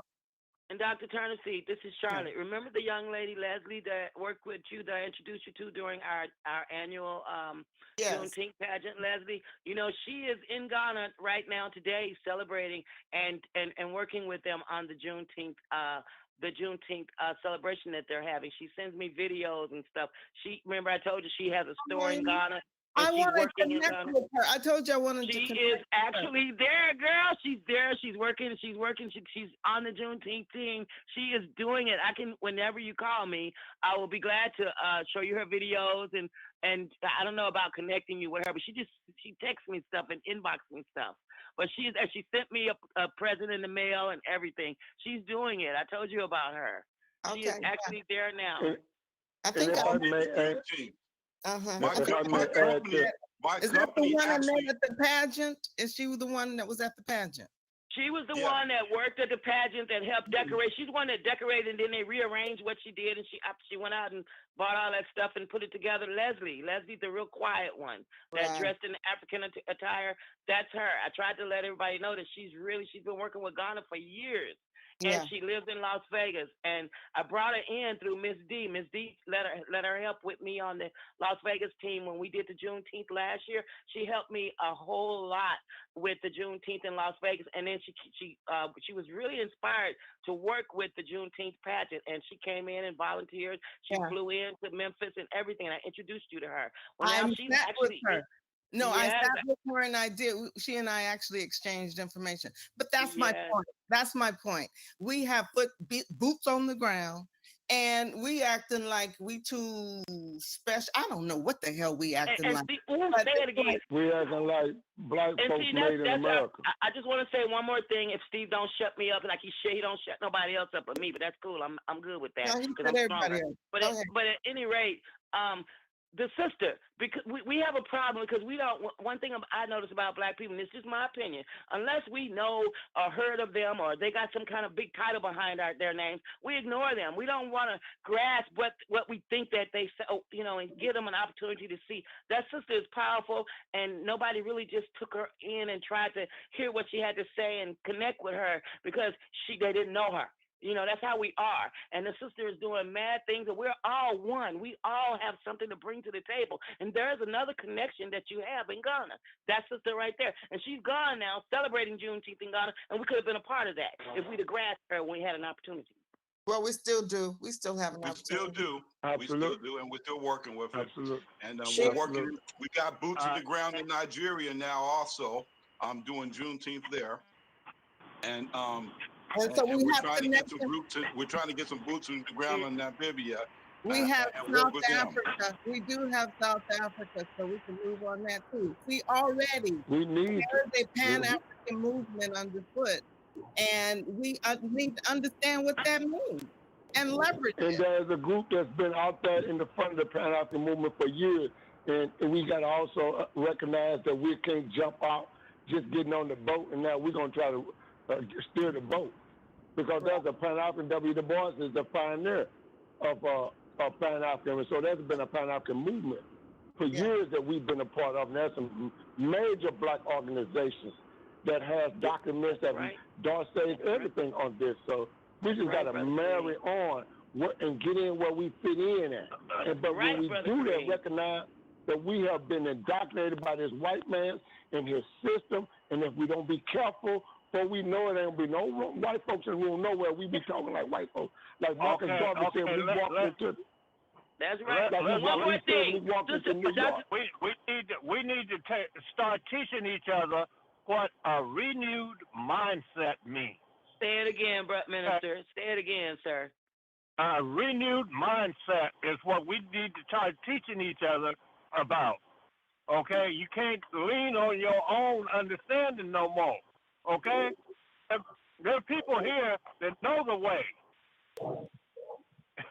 You And know, what I do, I use digital data based on behavioral patterns spatially with high-speed computers, and compare and contrast. I developed a system, the first of its kind. Okay, so you can decipher the truth. Okay, you know what works. I'm talking about foolproof, fail-proof, and fail-safe. We just need to learn to We need to learn to respect each other's contribution. Everybody has a contribution, and each of us are just as important instead of singling out. That's Black people have that problem bad. And we all have a contribution. And Dr. Turnipseed, I can't wait to show you my gift that I got from Ghana. She sent me a beautiful elephant, a handmade elephant. Elephant, you know I need them. Ma'am, she sent me a beautiful elephant. Oh, well, here's the thing. If we just also understand the importance of not taking everything so personal and being so sensitive with each other. I mean, it's real interesting, listening to the dynamics of us when we are amongst us. And it's just that I think, we grew up with this notion that, oh, you know better and you're supposed to know better. And so it's just the leniency for each other gets all up in the way. We don't, I guess because we're supposed to know the pain and the suffering and the history of it all. And so the tolerance thing with each other. And I guess to Charlotte's point, Charlotte, you are appreciated, girl, more than you know. I guess you ain't been on the line when people been singing your praises and clapping you up and saying how, the contributions that you have made are so significant. And I really just need you to hear that and know that we love you and really do appreciate you and your contribution. I love each one of you guys. That's why I'm here every Saturday and doing my part, because I truly believe in each one of you. I'm so proud of everybody. I love you guys from the bottom of my heart. I'm so proud. And my boss at Net Security, one of the premier security companies, is Nigerian, and his family is over there supporting Juneteenth. And he brought me this back from Nigeria last week.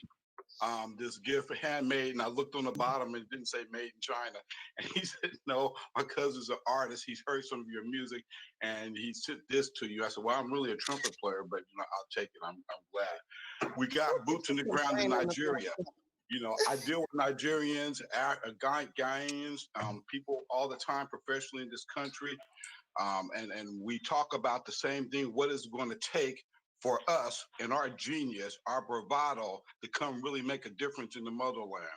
And when they see us taking care of our own health, people in this country, when they see us feeding our own people, when they see us housing our own people, when they see us building hospitals for our own people, then we'll have respect. Then we'll have respect. Then we'll have respect. I would love to pick up on what Brother Funches is also saying about our auction. We need to develop that, and what a wonderful way to connect again with the African artists and community and imports that we can get and stuff, and put that out there, as part of our consciousness raising and appreciation, of our craft and art and culture. How do we get to it? By touching it, by feeling it, by owning it. And I own my share of Africa, trust me. But it's just that, we need to put it on the auction block too. I mean, I hate to say auction block, but put it up for... Yeah, don't say auction block.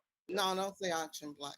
But, make those things very available and convenient for people to also have, because it's important to live in that environment and to be a part and connect to that environment, which is our culture, which is our art, and to, again, be on the front line of appreciating it.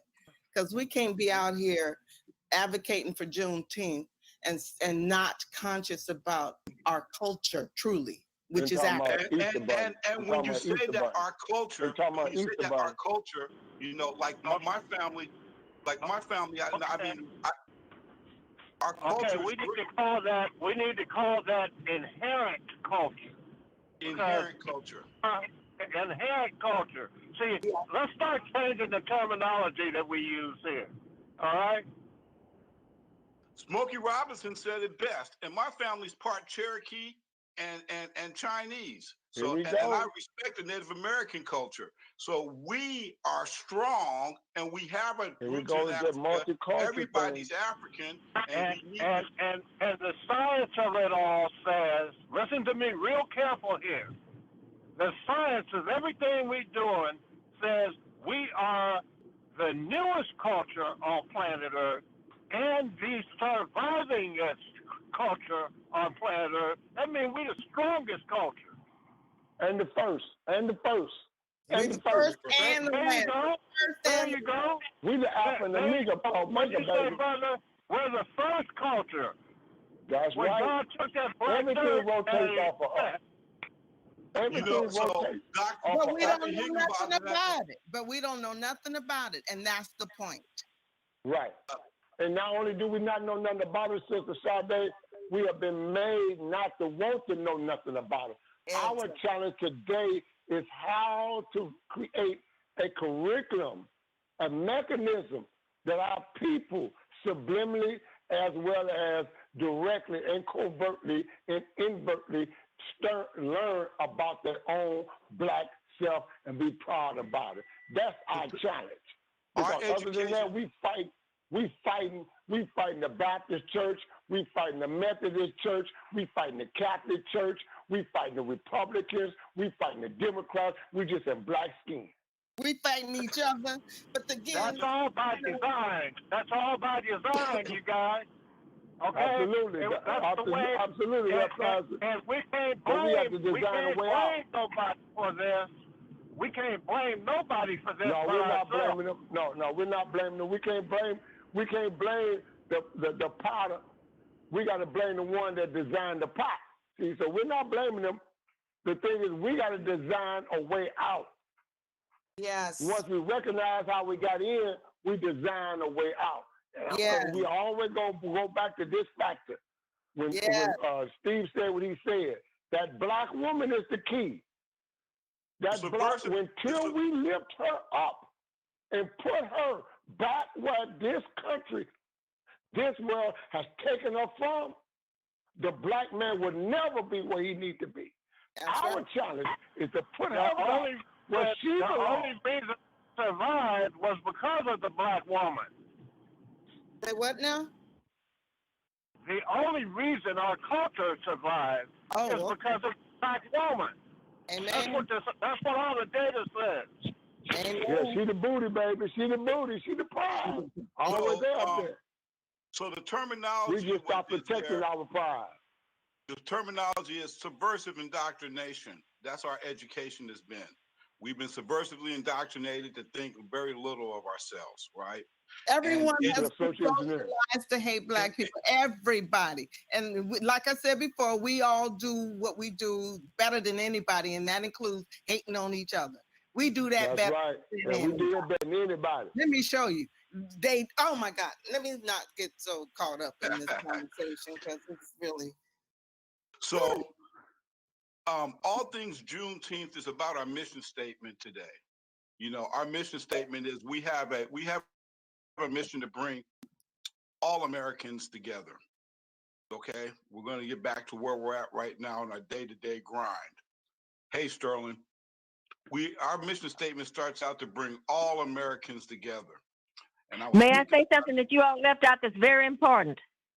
We have got to start raising our children. The men have got to get with our boys, reach back and get somebody's boy, keep these boys, turn them into men.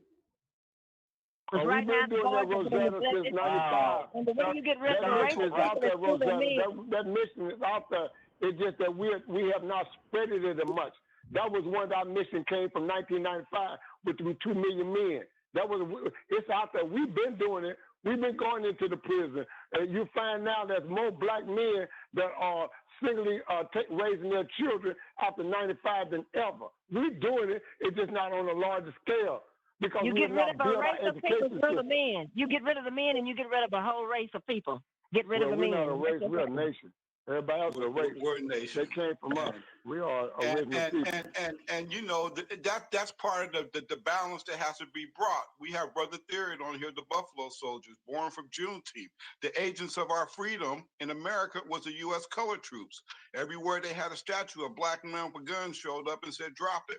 You know, but it's not The exclamated. women And are when they raising did, these boys. and when they The did, women are raising these and when boys they did, instead of the men.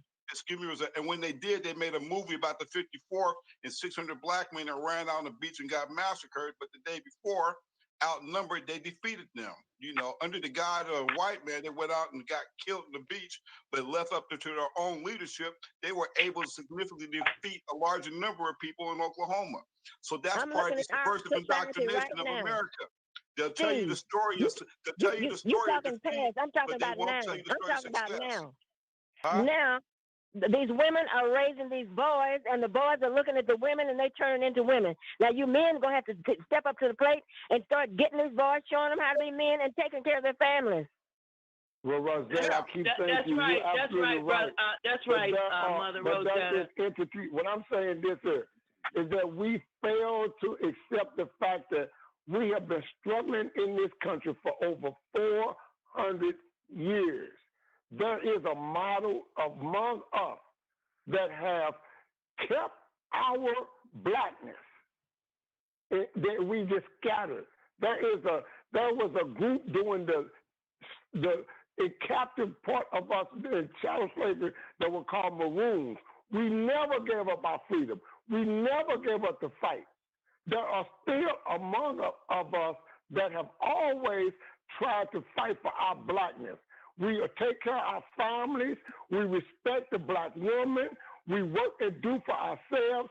We are just now trying to latch on with the larger masses of black people who still got that white man name, still got that white man religion, still got that white man education. Those are the ones of black America that we have a problem with.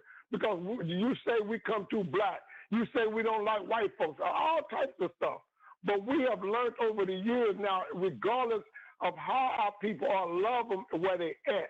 So that's why you hear me say, I love you irregardless of what you think about yourself. We are going to love ourselves back into being black and being proud. There is some people out there like Rosetta. We are out there. There are black men out there. You got to lift us up. There are black men out there like that. You got to lift us up. I'd like to agree with Brother Kareem, Sister Rosetta. You are so correct in what you're saying, but like what Brother Kareem is saying, there are brothers that are out there. They're just not getting enough recognition. Maybe there's not a lot of us. I can attest to the time that I went to visit Brother Kareem. Brother Kareem, I'm gonna tell you something. I never said anything, but I noticed it because it was in my mind that day. When I was there visiting with Brother Kareem and during their Juneteenth, brothers from off the street actually was so motivated. They came and they joined his organization. I saw that, Brother Kareem. I watched the whole everything that was going on that day. And that lets me know that they are influencing the young brothers in that community. So there are brothers like Brother Kareem that are he's doing it down in Mississippi. He might be, a small organization and could use more help, but there are brothers out there that are doing it. And Brother Kareem is standing on that, Mother. Rosetta, because I've seen it. I've seen it happen in his mission. May I say something? Brother Kareem talk about a model. Brother Kareem keeps speaking about a model, and that's it. Okay, there are models out there, and that's what we need. The organization is a model. And what you're going to look at is statistics. So you have to look at the statistics. And see that there's too many mothers raising their own children. You can't ball there. Okay, come on, sister. Look at the stats. That's what I do. You look at the study stats. data. I can read. Data There's women, too many single women raising these children, and these boys are looking at their mother. And I agree with you, Rosetta, but I'm saying this to say it in that type of content, it blames the victim. It says that the black men need to get their lazy, trifling self up and do something for their community. when they are not in the condition that they in because they some lazy trifling. They have been made like that. In the 60s and the 50s, let me finish, please, Rosetta.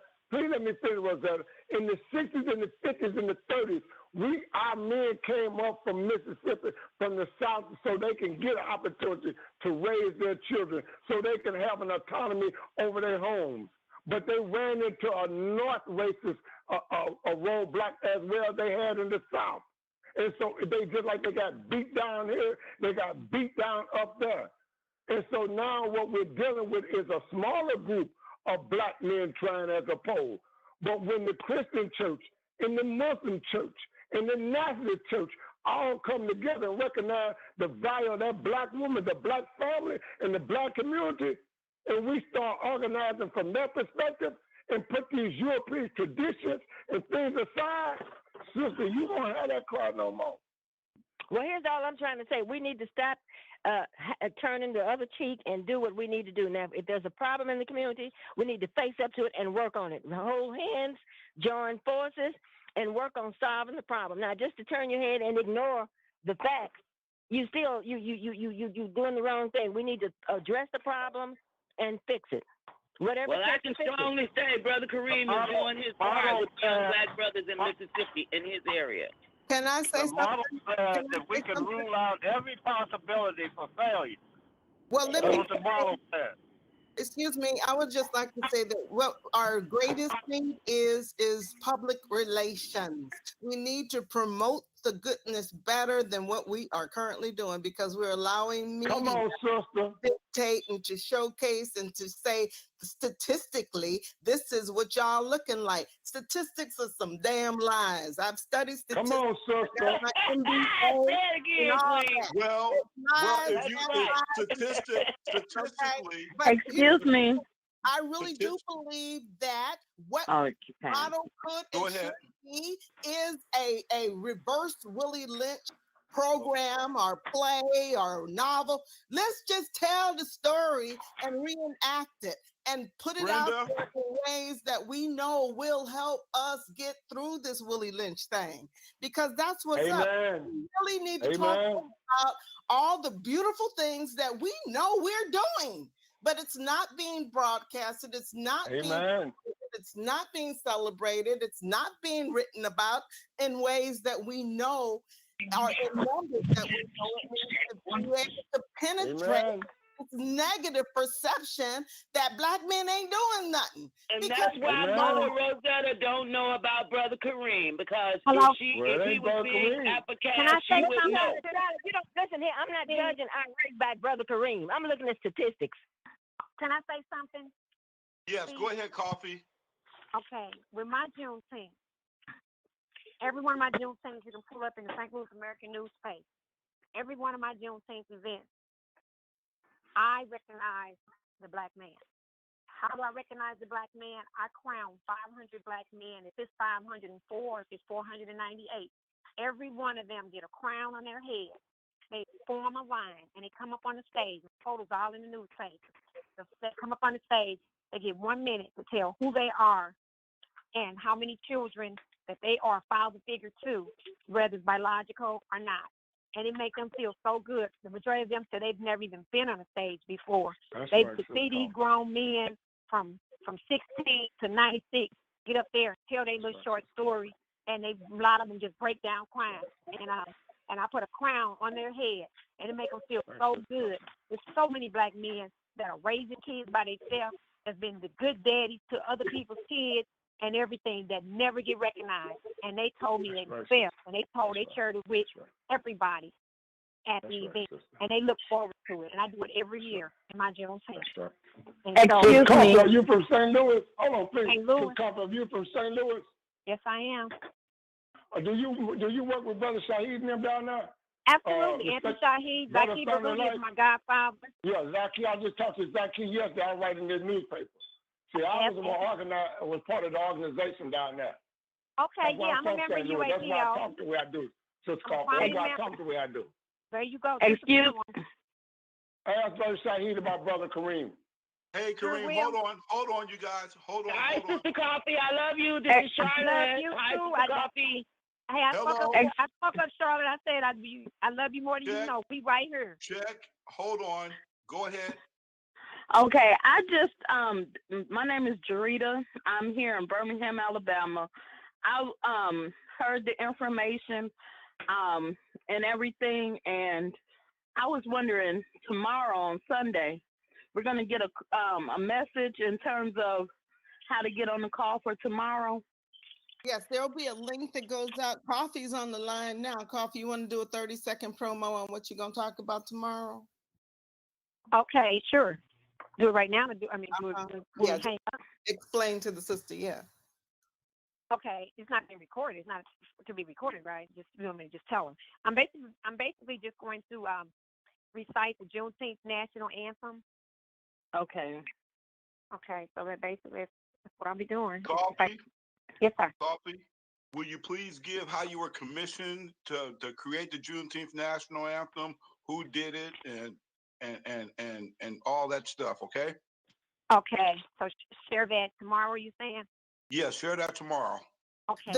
The way it works, Coffee, too, is like you'll have 30 minutes to do your presentation if you need that much. And then there's question and answers and discussions that follow it. And so me and Kareem will do opening and closing remarks and stuff and facilitate the questions. But the sister from Alabama, we're doing it every other Saturday until February. We're going to do every Sunday, rather. I'm sorry. Every Sunday in February, and it's lessons about our history and through the Juneteenth. So through the lens of all things Juneteenth, we're giving history lessons and lectures and question and answers. So, so if you're unclear about anything, you can feel free to ask because we're going to be prepared in our discussions. We're trying to develop core competency of knowing we're the Juneteenth content specialists or subject specialists. So we're just trying to bring everybody along so that we can all talk intelligently or with some skill on Juneteenth and the history of African people in America. Okay, and thank you. And I know is there I'm sorry. Yeah, the link, are you on the mailing list? I just joined. Okay.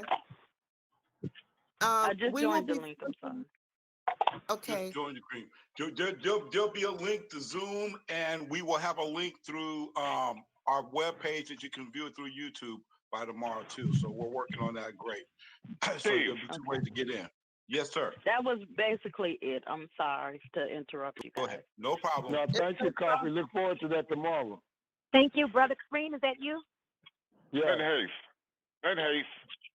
Hey, Ben. Hello. Hey, Ben. Hello. Go ahead, Ben. I like to say something about what was said about black people. Let's say what was said throughout the world. That would include people in our nation. What I found in my 78 years of living on this planet at this point in time, through my journey here, is that I think something we need to really look at, and that is our psychological components. And Steve knows I like to write proposals. I'm going to look to see if I have anything where I wrote about a national commission that is focused on the psychological aspects of our lives, all of our lives, because we all have a story, each and one of us, regardless of our age. Our ancestors have a story, and I think a commission would help us get down to some things that maybe we should know about. So that's all I have to say about that. And I agree with you. This is Brother Kareem again. I agree with you 100%. I also would add to that is that we want to take those that are up under us, that the young people, And one of our biggest problem has been is that our people don't know about W. Du Bois. They don't know about Amos Wilson. They don't know about Naeem Akbar, Robert Harris. So our challenge is that not only to reinvent the wheel, but to be secondary researchers, we can then go back and validate and bring back into fruition the W. Du Bois's in them in the work that they've done. They've already done the work to verify the mental and the psychological trauma that happened to us. I think that we just need to go back from our own perspective, because we're a little bit more blacker than what they are. We got a little bit more information than what they had at that time, even though dynamically they did a wonderful job, because some of them brothers back in them days, Rachel Logan and all of them, you would listen to them, you would be like, dang, these were brothers talking in the 30s and the 40s. So therefore, but today, we can take that, but we still, I feel, should go back and constantly tell them about W. Du Bois's, what is the folks, his book, what's W. Du Bois's greatest book of 1901? Souls of Black Folks. Those types of books. You know, we need to keep those books, or when we're talking, pull from there and give bear witness that it came from. So our people, see, Aristotle can only be Aristotle because of Plato, and Plato was only Plato because of Socrates. And Socrates started from Imhotep. So look, the whole thing is that if only, I would love to, okay, here's another project. If we could write a script for undoing Willie Lynch. Now, Brother Haith and Coffee and all you other creative playwrights and writers, we could come up with just what Kareem is saying, use that resource, that pool of knowledge that has already determined the illness and the methods and all the things that we need to do. If only we read these stories and only we pull from that pool of knowledge and build on it, but we would have the solutions. And if we just developed a play, a script, you know, that deciphers all of that. That's Sherry Bailey. Sherry Bailey? Yep, that's Sherry Bailey. And I put Sherry Bailey on, I put Sherry, no, she's not on right now. I put Sherry on the track back before all those people, one of the most horrific writers, and I did not get a chance because I had to actually rescan the whole book, and you will get it today, is Lemuel Haynes. If you read Lemuel Haynes, he does not talk about freedom. He talks about liberty extended, and he wrote it at the same time that they were writing the Constitution in 1776. And this brother was fought in the Revolutionary War, and he wrote them and told them, if you guys are asking for liberty, how can you do that and still be dealing with us? And he addressed every single issue they ever brought up, from the curse of Ham to the money. And he addressed them all, 1776, Lemuel Haynes. That's right. And so I got to start from that, say he first addressed the Willie Lynch syndrome before it was even the Willie Lynch syndrome. And so we're working, Sherry's already started working on that. So you guys should probably touch base with her. Well, you know, Steve, this is Ben again. I don't know about no before. Go ahead, Ben. I don't know about no before there was a Willie Lynch syndrome, because the middle passion was the Willie Lynch system. So so you know that wasn't 1776. They hadn't perfected chattel slavery. It was a problem at the time. It got a little bit worse. Ben, go ahead. We're gonna get ready to wrap up here in a minute. Okay, I'll be brief. I always try to be brief. So, what I was trying to say earlier about a commission is that I personally believe that we all are social scientists. So a commission would tap into that. And I'm not saying what the commission should be composed of, but here's the point. Here's just one example. We're living in a different era now. Maybe that's just, I feel spiritually we're in another era, and we should look at what our relationship is with white people. That sounds simplistic, and it sounds like That would be easy to answer, but I don't see it that way. I think it's a difficult one because it's been a difficult journey. That's all I have to say, Steve. Thank you for the time. Excuse me, Steve. Before we close, I have one more question. This is Jarita from Alabama. You talked about the 501c3. I know I do a lot with Brenda Page, but you talked about just information about the 501c3 will be also discussed tomorrow as well. No, that is the second and fourth Sundays that we have that class. And if you want to get there, you can send an email to business at nationaljuneteenth.org. You can send an email to business@nationaljuneteenth.org, and we'll get you in the class. Okay, I will. Thank you. That's all. Thank you. All right, everyone. Hey, Ed McDaniel, you got something you want to put in real quick? Work on that track and the other one, the one I'm doing with you. And Okay. I'd like for everybody to take a look at our mission statement. We have a tough task in front of us in America. We have to have in our hearts, in our spirits, and in our minds, an attitude of victory, not one of defeat. The first Juneteenth is when you look out, they didn't ponder about what happened to them in the past. They didn't ponder about what went on with all the abuse that they had. You know, when you look at the research and you look at it, they look forward to the future with the optimism that they can do something with themselves to get it done. Little did they know the resistance they were going to face in the future, but that was there. They started working together and doing things together. And they started going through and trying to bind everybody together. That's where the statement comes, we are here to bring all Americans together. It's sort of like being a Christian or a good Hebrew Jew or Muslim. We are all taught to pray for our enemies and work for our enemies. And if we don't take that into practice in every single major philosophy of religion around, and we don't apply it in Juneteenth, and we don't apply it on ourselves, right? We are not going to be successful. And I said that is that you can take these people and you can deal with these people and pray for them, but you don't do it in a way of defeat. We have victory in our hearts, and we are a victorious people. Our spirits are victorious just because we're here and we acknowledge Juneteenth.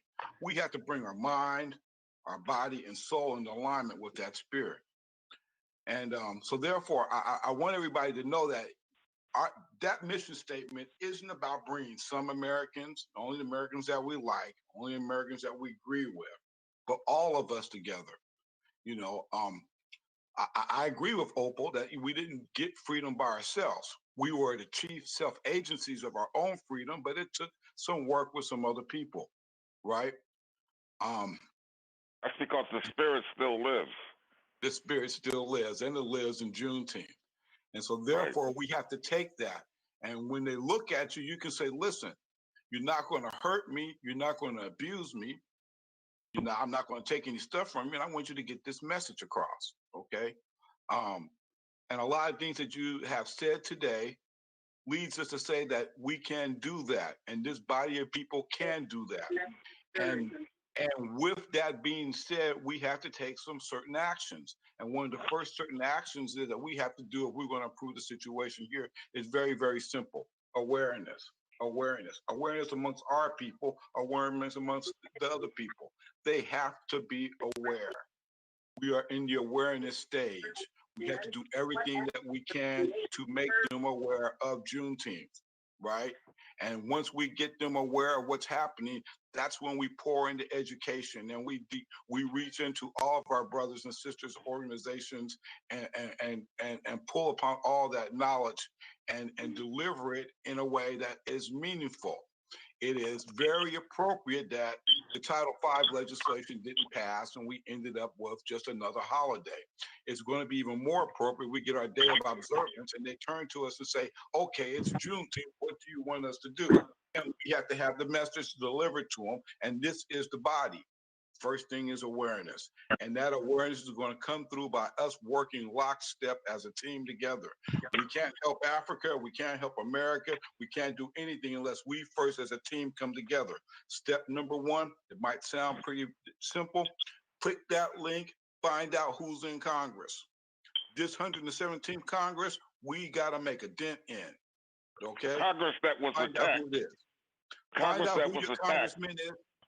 Find out your congressman in, find out who your senators are, and reach out and connect with them. Use your organization and tell them you're part of ours. They know who we are. And then let's start making them aware and educating them, okay? That's our thing, so that we can bring all Americans together, and then we can help the rest of the world. Steve, the Congress members that were attacked last week is a revelation. Yeah, you know, there's a whole bunch of stuff. I'm right here. I was there. I was downtown around the area. I left that day. I had to get out. I had to go do something. I was down there last week. It's a whole bunch of stuff going on. Okay. Yeah, but we have to. I'm looking at it in terms of how what are the messages and what happened. That just didn't happen that day. This has been coming for some time. That attack has been building in this country for some time. If you know history, we're on the 100-year cycle, right? We're on the 100-year cycle. Every 100 years since 1718, there's been problems in America, and pandemics and diseases and all kinds of stuff. And crime and violence. It escalates racial violence, and it escalates every 100 years. You know. Excuse me, this is Dorcine Little. Hey, Dorcine. Hey, I wrote an article on Facebook this week. If you go on the Facebook and look under my name, it's a really long read. But the topic that I talked about was white affirmative action. And there's been white affirmative action since the first people started settling in North America. And the government has eased the way for white people, and they gave them land.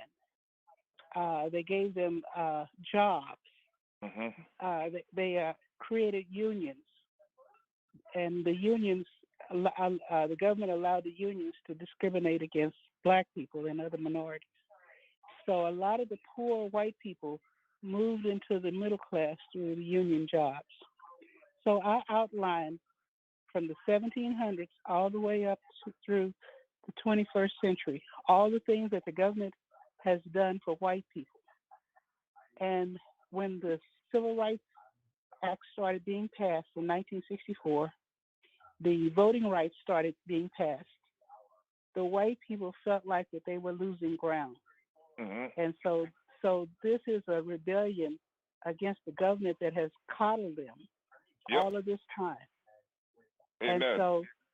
And so they're the insurrection, when they say they want the government back, they want the government to discriminate like they had been doing before, and rolling out a red carpet for them so that they can have comfort and ease and abundance of money and entitlement. And so it's about white privilege and about white affirmative action. And so it's a long article, but I invite you to look at it and read it, because it gives the history of all the entitlements that white people have received over 400 years. You know, And Dr. that's- thank you. I'm that's sorry. the I root read cause- your thing. Go ahead. I'm sorry. No, I'm sorry. I thought you were finished. But I was saying I've read that. You're right. It was a little bit of a read, but it was so informative, and I shared it. And so many people were actually commenting, saying that was some wonderful news, and thanks for sharing. So I just wanted to tell you that. Thank you. But I taught for 20 years. I taught for 20 years. And so this is a part of my curriculum that I taught my classes, and I taught at the University of Oklahoma, which was predominantly white. But I was educating them about, the real history of the races in Oklahoma. And at the end of each semester, I would tell them, I don't know your racist grandpa. I don't know your aunt that doesn't like black folks or Indians or whatever. I said, but they have not been taught. You have. And I said, it's incumbent upon you to go back and teach what you know now. Because I can't teach the races. All I can do is teach a certain small segment and hope that they go out and continue the educational process. That's all I have to say. Thank you very much. Dr. Gouye, could you give us a closing prayer here, sir? Steve, this is Dee. Can I get a couple things in before we close out? Yeah.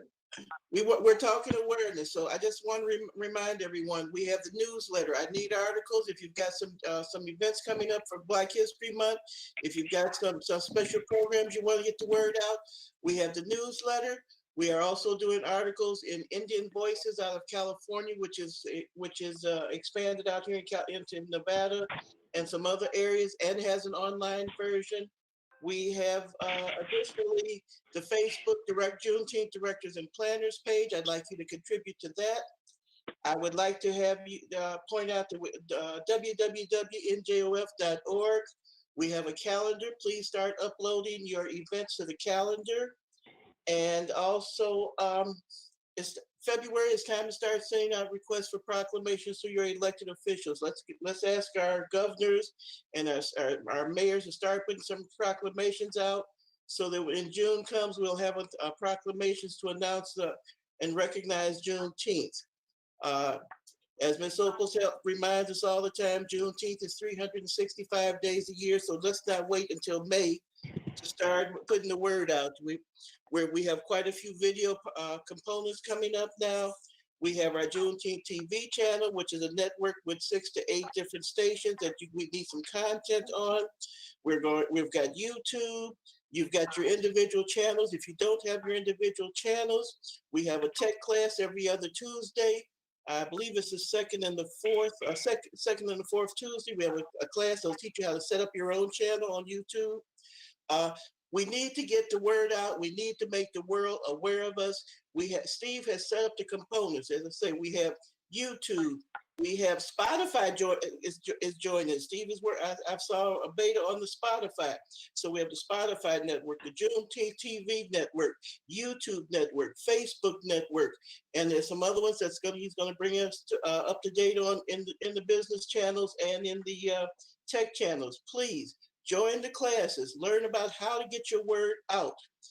Send me the information, as I say, for the newsletter, mass mailings, and for the Indian Voices, Facebook postings. We've got the avenues. Let's use them. All things Juneteenth. And Miss Sylvia, we didn't hear from you today. Do we have anything updated on the scholarship program?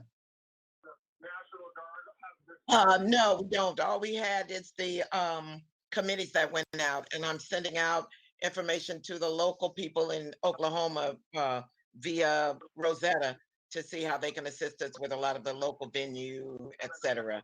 So we're working on that now.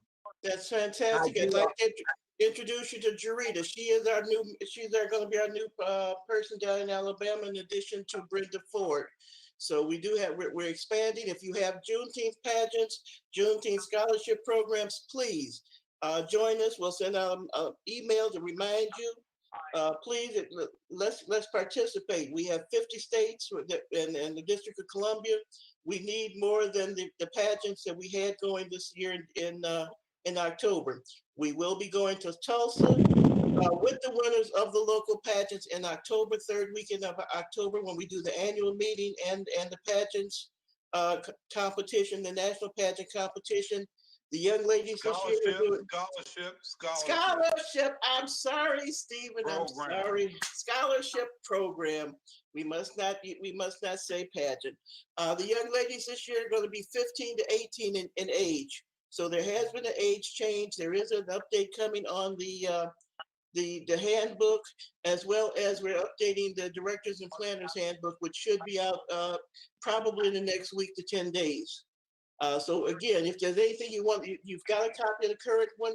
If there's something that you see that should be shared with other people that you don't see in the book, drop me a call. So if you have a newsletter article or some information, it's newsletter@nationaljuneteenth.org. If you need to get in touch with me, it's communications with an S @nationaljuneteenth.org. You can reach me on the 800 number, 888-509 NJOF, which is 6563, extension 701. My phone is always open. Call me if you have any questions. If there's anything I can do to help you, let me know. The only other thing I would mention is just continue to acknowledge National Miss Juneteenth 2020, Sanaya Gay. I'd like to thank Michael Third for his acknowledgement in their newsletter. Thank you, Michael.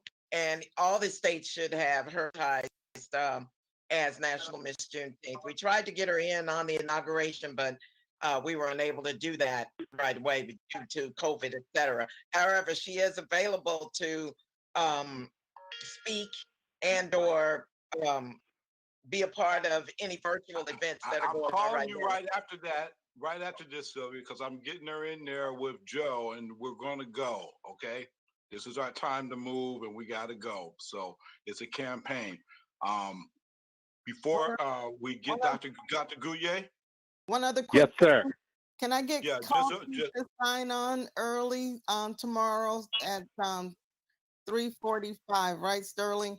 We need about 15 minutes in advance for the guest speakers to sign on so we can get everything set up properly.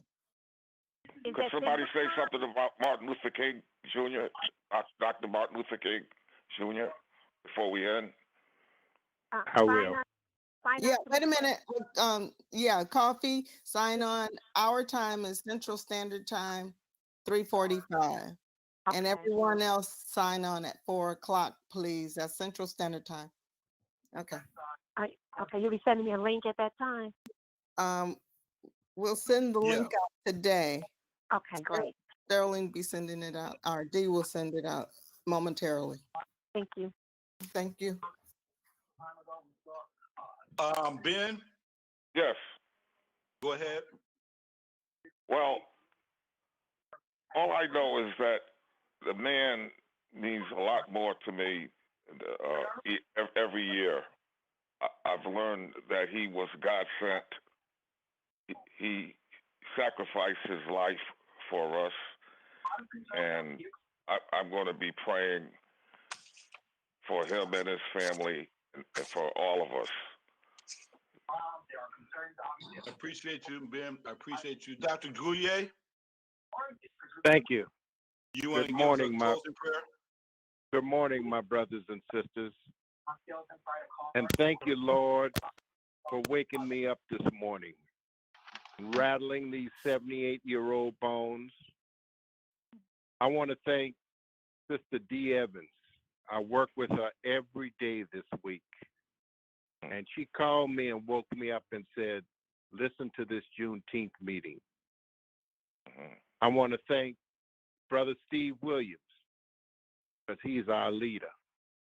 And I appreciate the fact that we as a people, Lord, have been touched by you and show some regard and respect for our leader. Lord, bless Dr. G, for he has taught us that the last frontier for us is the economic frontier. Mm-hmm. But the real last frontier for us was heard in our meeting this morning, Lord. We heard brothers and sisters talking about themselves, their blackness, their black history, their black culture. Amen. The importance and significance of our African ancestry and our African heritage. Yes, Lord, you told them to talk about Socrates. I heard that. And you didn't mention Herodotus, the man who wrote the first book about the history of man. But in Herodotus' book, he said that his teachers were people of burnt skin and kinky hair. Thank you, Lord. Wow. And Lord we have mercy. thank you, Lord. We thank you for Sister Charlotte. And touch her heart and let her know, even though I have never laid an eye on her, that I love her because she shares with us herself. And what I heard this morning, Lord, is that you touch hearts from seed to shining seed in this nation. And we made progress this morning because we learned that we cannot expect any individual, organization, or institution to do for us what we have to do for ourselves. And this morning, Lord, we started talking about some of those things. So we thank you, Lord, for bringing us together today. We ask you to continue to bless us, bless our organization, and bless all of those who commit themselves to support the principles of Nguzu Zaba, which have been adopted by the National Juneteenth Observance Foundation. We pray for all of these things named in your name and the name of your Lord and Son. Amen. Amen. Amen. Well, amen. Thank you. Thank you, God, everybody. Please call your representative. Hey, Michael Third. Hey, Mike. Yes. How you doing, brother? We're doing well on this, and hopefully everybody's doing fine. I've enjoyed what we shared this morning. Sorry, I came on at the beginning and got distracted, got pulled away, and had to come back in. Dee, I sent a text to both you and Steve asking for the points of contact for the Juneteenth celebrations in October for Tulsa and Galveston. I have people standing by waiting. From the Houston location is going to reach out to Galveston, and Lawton is going to reach out to Tulsa.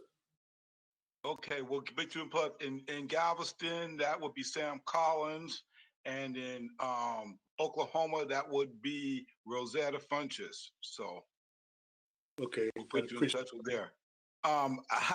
Depending on how the pandemic's looking today, during Juneteenth. But for those who don't know, the Buffalo Soldiers are there to help us execute the Juneteenth flag raisings around the country. And let me tell you something.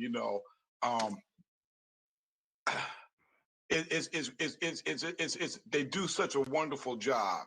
I mean, they do. And if I can take part out one of the best ceremonies, oh man, the what they did at Doc's ceremony down there was, military guys had a tear in their eye with the accuracy and the proficiency and the professionalism of their members. So I just want you guys to know who Michael is and that he is a great resource. And we're going to work out a way to see what we can do for this coming up Juneteenth. Didn't one of the soldiers pass away recently? Well, Trooper Lejania passed away in November.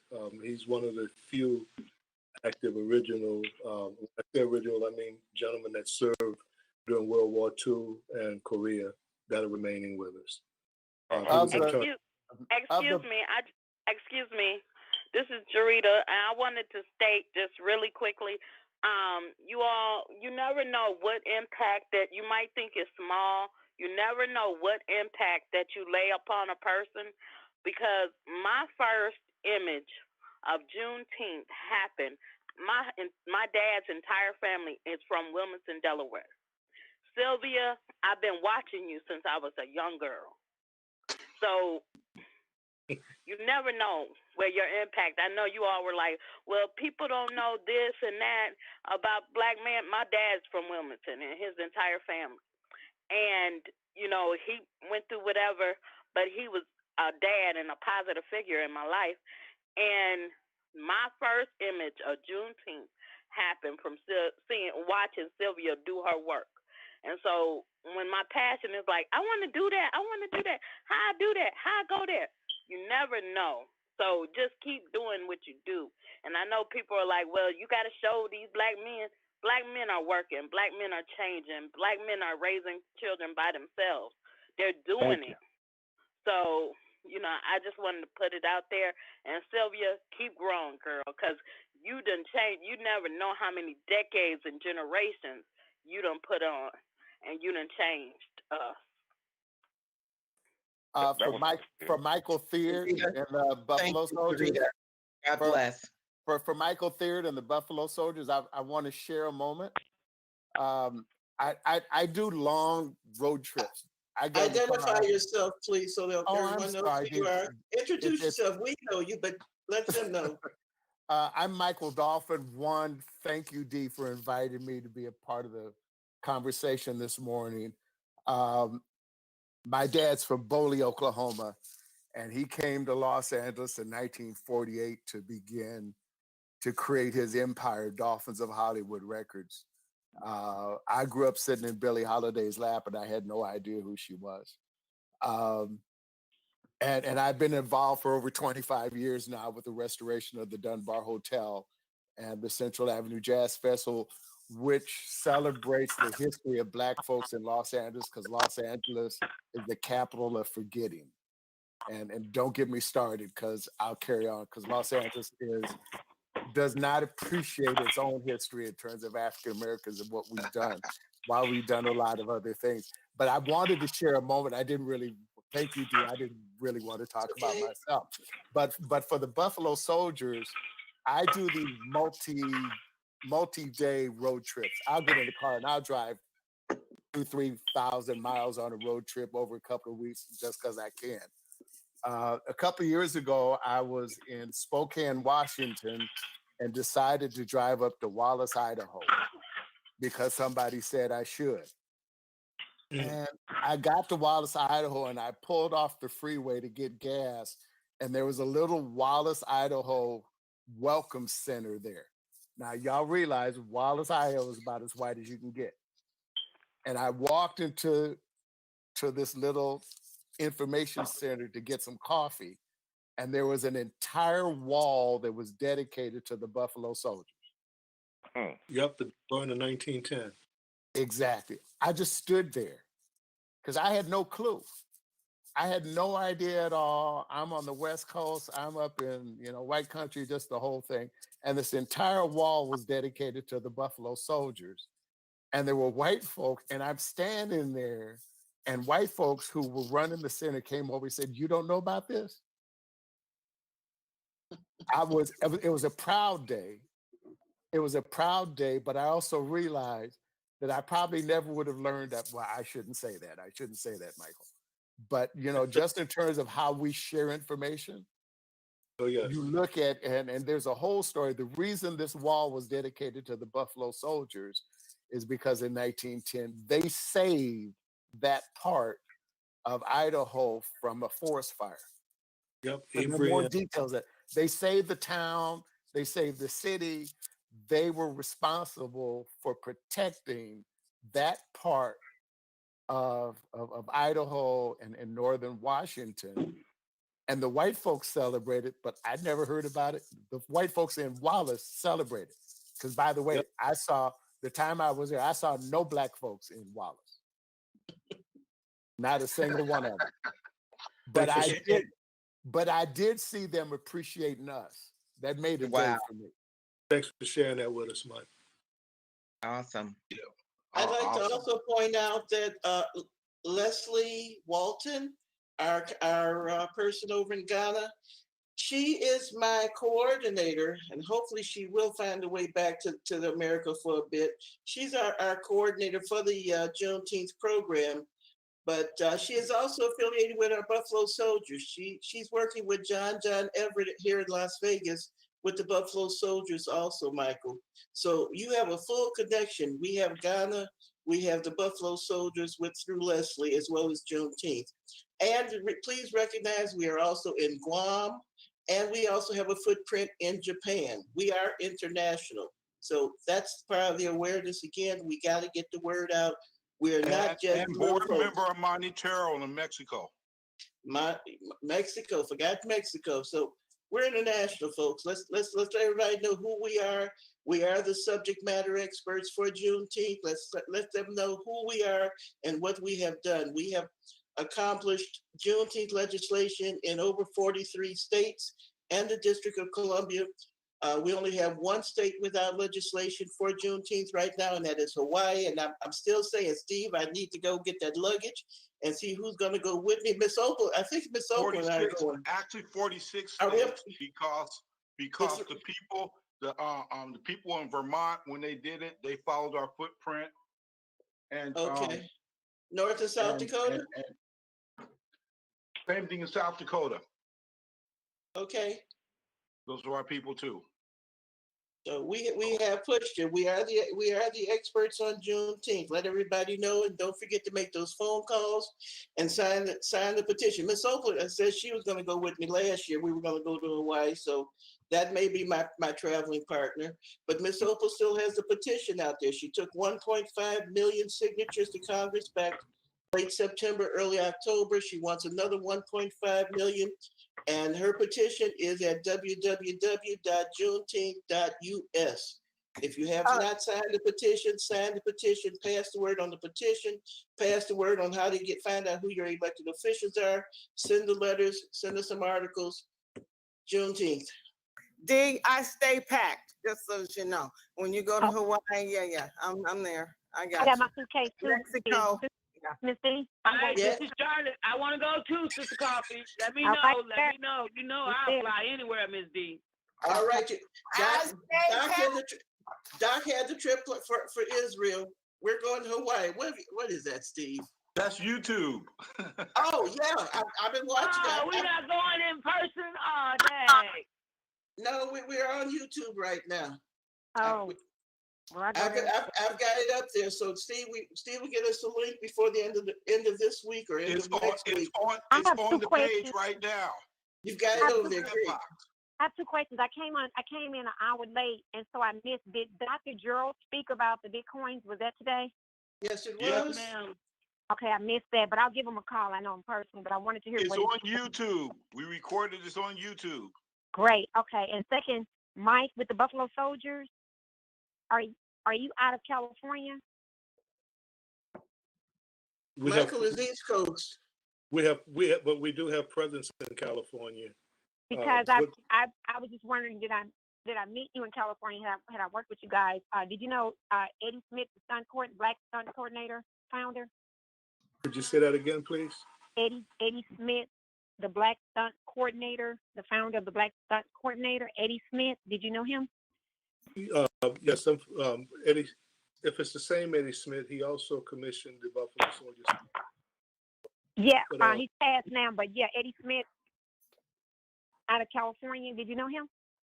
I can't. Well, not personally, but and what part of California are you inquiring from? In Southern California, because I lived there for 20 years, and Eddie's my uncle. He's passed now, but he was the coordinator of the actually the founder of the Black Stunt Association, and the Buffalo Soldiers used to come down, and they would be in films and things like that.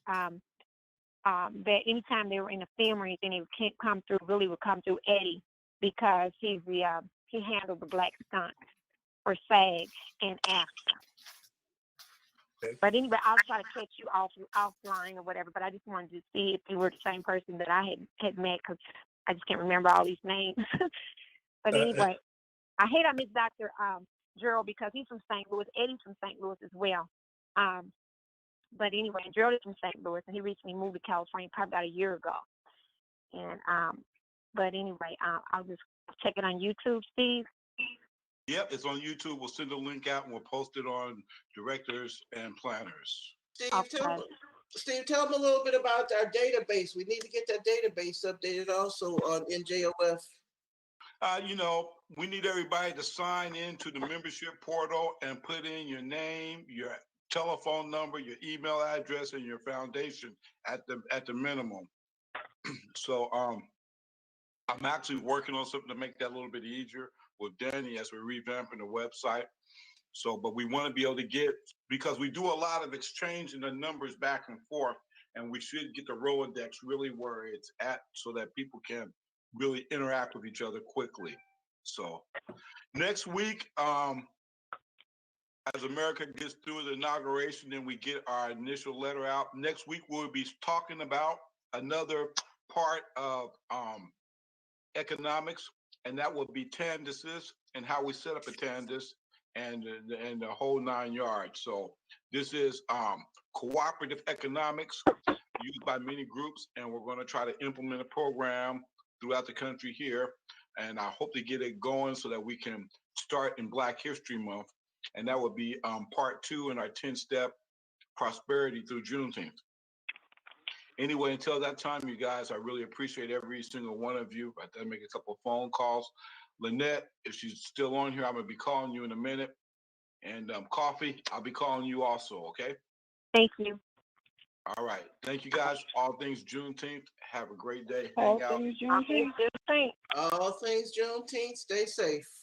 God bless you. God bless you too, Ben. Thank you for the prayer, Ben. God bless you. I love y'all.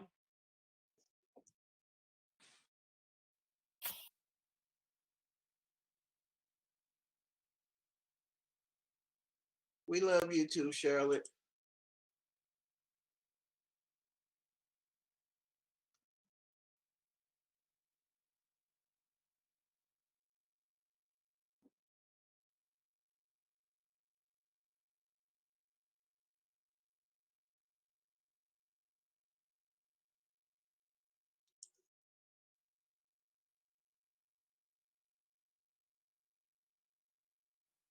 The organizer